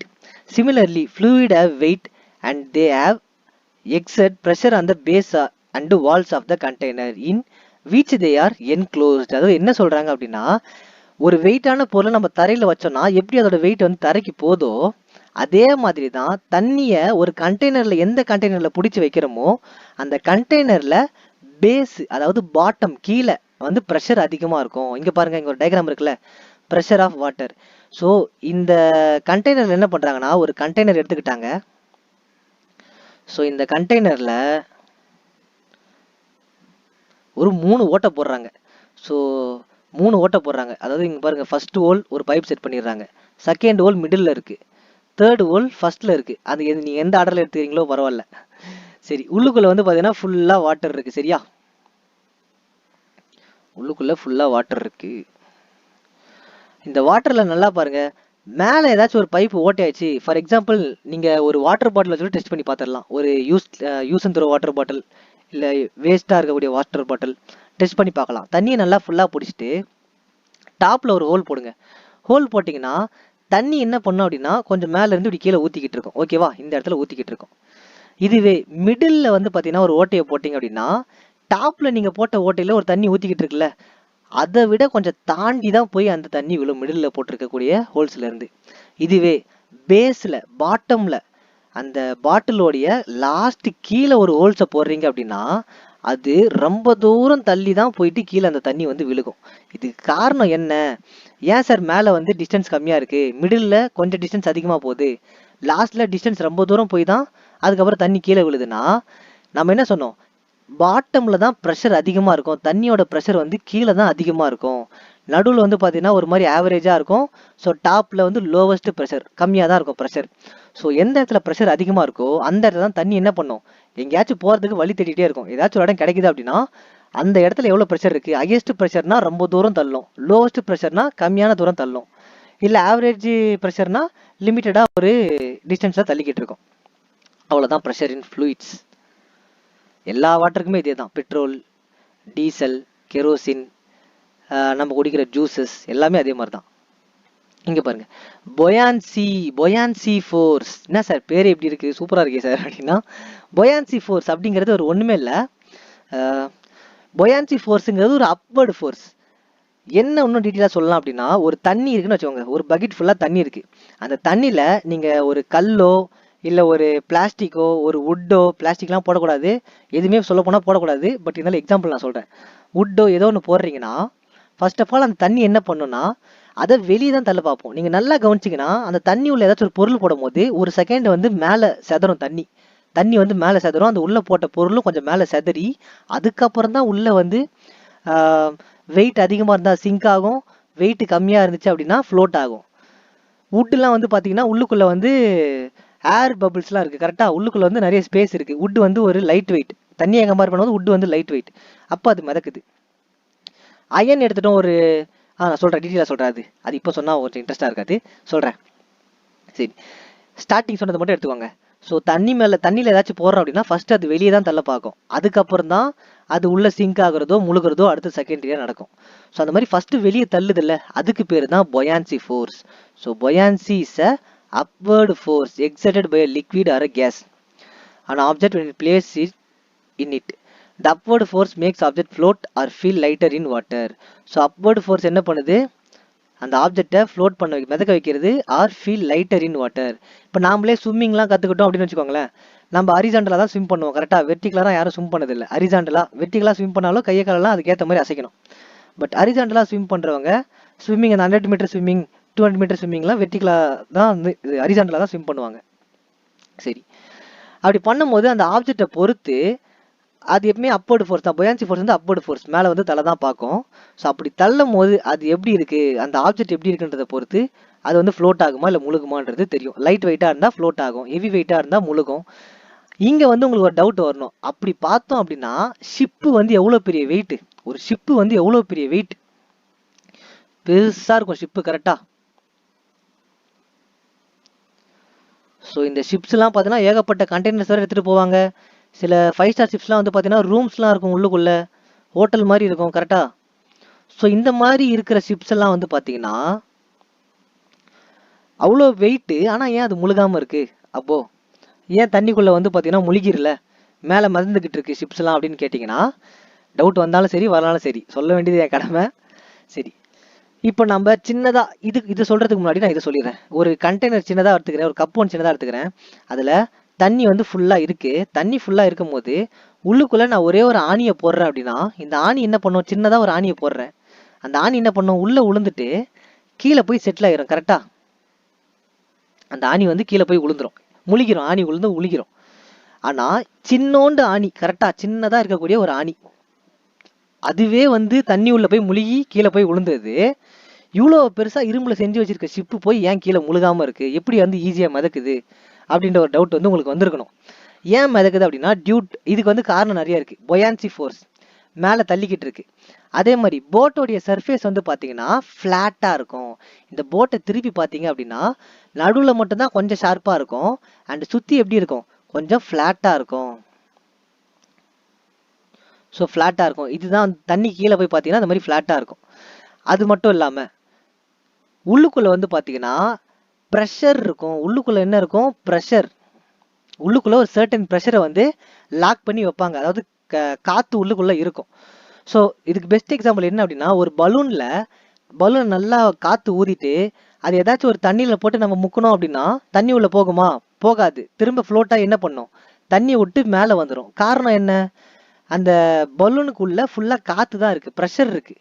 So அதனால் தண்ணி உள்ள முழுகாமல் வெளியே வந்தது. சேம் அதே மாதிரி தான் போட்லேயும் கீழே ஃப்ளாட் சர்ஃபேஸ் இருக்கும். ஃப்ளாட் சர்ஃபேஸ்க்கு மேலே உள்ளுக்குள்ளே போட்டில் ப்ரெஷரும் செட் பண்ணி வச்சுருப்பாங்க, உள்ளுக்குள்ளே ஏர் பார்ட்டிகல்ஸ் நிறைய செட் பண்ணி வச்சுருப்பாங்க.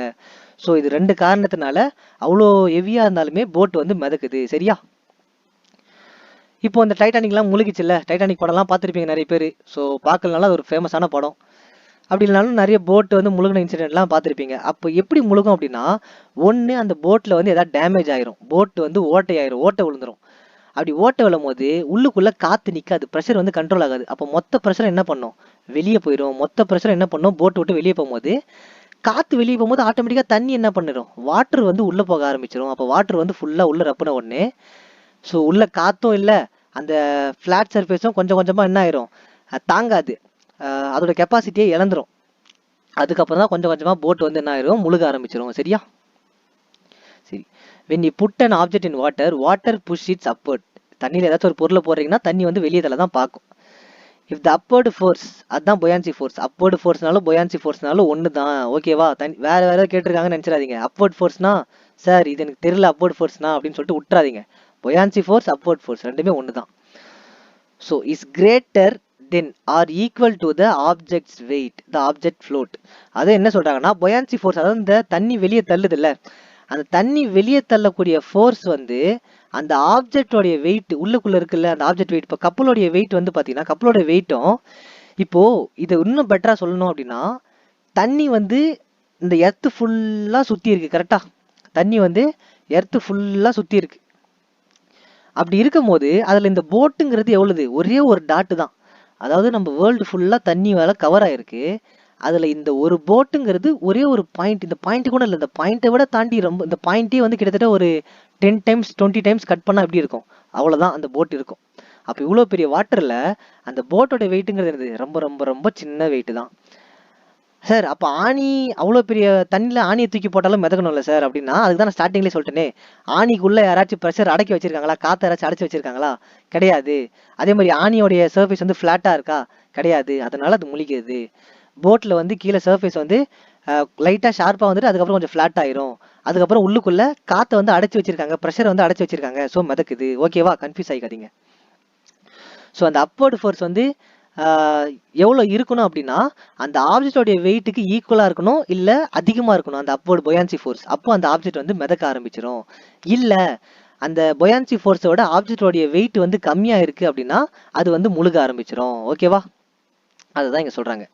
So real life examples, a ship float on sea water due to buoyancy. அதுதான் இப்போ நம்ம சொல்லி கொடுத்தோம். கப்பல் வந்து எப்படி மிதக்குது. A balloon filled with helium rises in air because of buoyancies in gas. இப்போ நார்மலாக நம்ம பலூனில் காற்று ஊதணும் அப்படின்னா மேலே பறக்காது. இதே ஹீலியம் கேஸ் ஃபில் பண்ணோம் அப்படின்னா காற்றுல பறக்கும். அதுக்கு காரணமும் இந்த பொயான்சி ஃபோர்ஸ் தான். When you swim you feel lighter because water push you up. அதே மாதிரி நம்ம ஸ்விம் பண்ணும்போது என்ன பண்ணுறோம், ஹரிசாண்டலாக ஸ்விம் பண்ணிக்கிட்டு இருக்கோம். அப்போ நம்ம தண்ணி தான் நம்மளை புஷ் பண்ணிக்கிட்டே இருக்குது மேலே மேலே. நம்ம ஸ்விம் பண்ண தண்ணி நம்மளை மேலே புஷ் பண்ணிக்கிட்டே இருக்குது. ஸோ அதனால தான் நம்ம என்ன பண்ணுறோம், மிதக்கிறோம், ஸ்விம் பண்ணுறோம் எல்லாமே. Why objects float or sink when placed on the surface of water? சரி, இதை தான் நம்ம முன்னையும் பார்த்தோம். பட் இருந்தாலும் இங்கே கொஞ்சம் டீப்பாக பார்ப்போம். ஏன் வந்து ஒரு சில ஆப்ஜெக்ட் வந்து முழுகுது, ஏன் ஒரு சில ஆப்ஜெக்ட் வந்து மிதக்குது அப்படின்னா, இங்கே நல்லா பாருங்க, கீழே வந்து பார்த்தீங்கன்னா ஒரு ஆணி இருக்குது, நெயில் இருக்குது, கரெக்டாக? அதுக்கு காரணம் நம்ம சொல்லிட்டோம். ஏன்னா உள்ளுக்குள்ள ப்ரெஷர் எதுவுமே இல்லை, காற்று போகிறதுக்கு உள்ளுக்குள்ள எதுவுமே கிடையாது. அதனால அதோட வெயிட்டுக்கு அது வந்து முழுகிறது. இதுவே இது பாருங்க, ஒரு கார்க். அதாவது இது என்ன பண்ணுவாங்கன்னா தேங்காய் நார்லாம் இருக்குல்ல, அதை வச்சு செய்வாங்க. பாட்டிலெல்லாம் க்ளோஸ் பண்ணுறதுக்காக அடைச்சி வைப்பாங்க. ஸோ இந்த கார்க்கோடைய எப்படி இருக்குது, இதில் வந்து பார்த்தீங்கன்னா ஒரு தேங்காய் நார் ரொம்ப ரொம்ப லைட் வெயிட்டை வச்சு தான் செய்கிறாங்க. கரெக்டாக? தேங்காய் நாருங்கிறது ரொம்ப ரொம்ப லைட் வெயிட், அதை வச்சு செய்கிறதுனால இதுவுமே லைட் வெயிட்டாக தான் இருக்கும். அண்ட் இதுக்கு நடுவில் நிறைய ஏர் பார்ட்டிகல்ஸ் காற்று வந்துட்டு போகிறதுக்கான ஃப்ரீயான இடமும் இருக்கும். ஏன் அப்படின்னா இப்போ அதோட ஒரு எண்டில் நான் எங்கேயாச்சும் வந்து ஒரு ப்ரெஷரை, காற்றோட ப்ரெஷரை கொடுக்குறேன் அப்படின்னா அந்த காற்று எந்த டைரக்ஷனில் வேணாலும் ரிலீஸ் ஆகும் இந்த இடத்துல இருந்து. அப்போ என்ன காரணம், உள்ளுக்குள்ளே ஏகப்பட்ட டைனி ஹோல்ஸஸ் அண்ட் பார்ட்டிகல்ஸ் வந்து ஃப்ரீயாக இருக்குது. சரியா? அப்போ இது வந்து என்ன ஆகுது, இது வந்து ஃப்ளோட் ஆகும். ஸோ எந்த வித ஒரு ஏர் ப்ரெஷரும் இல்லாமல் டைட்டாக க்ளோஸ்டாக பிளாக் ஆகிருக்க இது வந்து என்ன பண்ணும், சிங்க் ஆயிரும். அதுதான் அங்கே சொல்கிறாங்க. ஸோ இதை இன்னும் பெட்டராக எப்படி சொல்கிறாங்க அப்படின்னா, இப்போ அந்த நெயிலை பற்றி பேசிகிட்டு இருக்காங்க. எல்லாமே தண்ணி ரெண்டுத்தையும் மேலே தான் தள்ள போகுது. ஏன்னா அப்வர்டு ஃபோர்ஸ். கரெக்டாக? தண்ணி வந்து எந்த பொருளை உள்ள தூக்கி போட்டாலும் வெளியே தான் தள்ள பார்க்கும். Upward force due to buoyancy force which pushes is upward but the downward force acting on the nail is greater than the upthrust. But என்ன சொல்கிறாங்க, நெயில் வந்து டவுன்வர்டு ஃபோர்ஸ் ஆக்டிங் அந்த நெயில், அந்த நெயிலில் வந்து கீழே முழுகிறதுக்கான ஃபோர்ஸ் டவுன்வர்டு நடந்துக்கிட்டு இருக்குல்ல, due to கிராவிட்டினால அது வந்து வெயிட்டாக இருக்குது, அதில் ப்ரெஷருமே இல்லை. அப்போது கிராவிட்டினால கீழே பிடிச்சி இப்படி இழுத்துக்கிட்டு இருக்கும் போது அப்தர்ஸ்ட் ஃபோர்ஸை விட இந்த முழுகக்கூடிய டவுன்வர்டு ஃபோர்ஸ் அதிகமாக இருக்குது. ஸோ அப்வர்டு ஃபோர்ஸை விட டவுன்வர்டு ஃபோர்ஸ் அதிகமாக இருக்கிறதுனால இது முழுகிறது. இந்த கார்க் அப்படிங்கிறது அப்வர்டு ஃபோர்ஸை விட டவுன்வர்டு ஃபோர்ஸ் ரொம்ப ரொம்ப கம்மியாக இருக்குன்றதுனால ஃப்ளோட் ஆகிக்கிட்டு இருக்கு அப்படின்றாங்க. சரியா? அவ்வளோதான். Next, Archimedes principal. ஆர்கிமிடிஸ்னு ஒருத்தர் இருந்தார். அவர் வந்து ஒரு சயின்டிஸ்ட். ஸோ அவர் என்ன பண்ணார்னா வேற ஏதோ ஒன்று கண்டுபிடிச்சிக்கிட்டு இருந்தார். ஸோ ஃபிசிக்ஸை பொறுத்த வரைக்கும் இதுதான் நான் கண்டுபிடிக்க போனேன், இதுதான் நான் கண்டுபிடிச்சேன் அப்படின்னு சொல்றவங்க ரொம்ப ரொம்ப கம்மி. அப்புறம் எப்படி சார் ஃபிசிக்ஸை கண்டுபிடிச்சாங்க அப்படின்னீங்கன்னா, அவங்க ஏதோ ஒன்று கண்டுபிடிக்க ஏதோ ஒன்று பண்ணியிருப்பாங்க. அப்படி ஃபெயிலியர் ஆயிருக்கும், ஒரு சில ஃபெயிலியர் ஆயிருக்கும், வேற மாதிரி வந்திருக்கும். இந்த மாதிரி ஃபெயில் ஆகி இந்த மாதிரி வேற ஏதோ மாறி போய் கண்டுபிடிச்சது தான் நிறைய விஷயம் கண்டுபிடிச்சாங்க. இவங்க ஏதோ ஒன்று கண்டுபிடிக்க போய் வேற மிஸ்டேக்காக கண்டுபிடிக்க போனது தான் வேற வேற நிறைய இன்வென்ஷன்ஸ், நிறைய தியரிஸ்லாம் நிறைய கண்டுபிடிச்சி வச்சாங்க. சரி, அப்போ ஆர்கிமிடிஸ் பிரின்சிபல் என்ன பண்ணாருன்னா, அவரும் ஏதோ ஒன்று சம்திங் யோசிச்சுக்கிட்டே இருக்கும் போது ரிலேட்டடாக இதை பற்றியே வச்சான்னு வச்சுக்கோங்களேன். இந்த தண்ணியை வந்து இந்த மாதிரி போகுது, நம்ம உள்ளுக்குள்ளே எதனா போட்டோம் அப்படின்னா ரைஸ் ஆகுதுன்னு சொல்லிட்டு கண்டுபிடிக்கிறாரு. இல்லை வேற ஏதோ ஒன்று யோசிச்சுக்கிட்டு இருக்காரு. அவர் குளிக்கலான்னு சொல்லிட்டு பாத் டப்பில் தண்ணியை திறந்து விட்டு போயிட்டு இருக்கும்போது கால் வலிக்கு பாத் டப்பு உள்ளே உளுந்துட்டார். சரி, ஸோ பாத் டப்பு உள்ளே உளுந்துட்டார். அப்படி கால் தடிக்கு உள்ளே உளுந்த உடனே உள்ளே ஃபுல்லாக ஃபில் பண்ணி வச்சிருந்த தண்ணி எல்லாம் என்ன ஆச்சு அப்படின்னா வெளியே வந்துருச்சு. உள்ளே ஃபில் பண்ணி வச்ச தண்ணி எல்லாமே வெளியே வந்துருச்சு. கொஞ்ச நேரம் பார்த்தாரு, யோசிச்சாரு. அதுக்கப்புறம் ஒரே அப்படின்னு சொல்லிட்டு கத்திட்டு அந்த ரோட்லேயே ஓட்டாரு. என்ன காரணம் அப்படின்னா அவருக்கான ஆன்சர் கிடைச்சிருச்சு. அவருக்கு தேடிக்கிட்டு இருந்த ஆன்சர் கிடைச்சிருச்சு. என்ன தேடிக்கிட்டு இருந்தாருன்னா, அவர் உள்ள உளுந்தார்ல, அவரோட வெயிட்டும் வெளியே அந்த தண்ணி செதறிடுச்சுல, அவர் உள்ள இருந்தாலும் வெளியே அந்த தண்ணி செதறிடுச்சுல, அந்த வெயிட்டும் ஈக்குவலா இருந்துச்சு, சேமா இருந்துச்சு.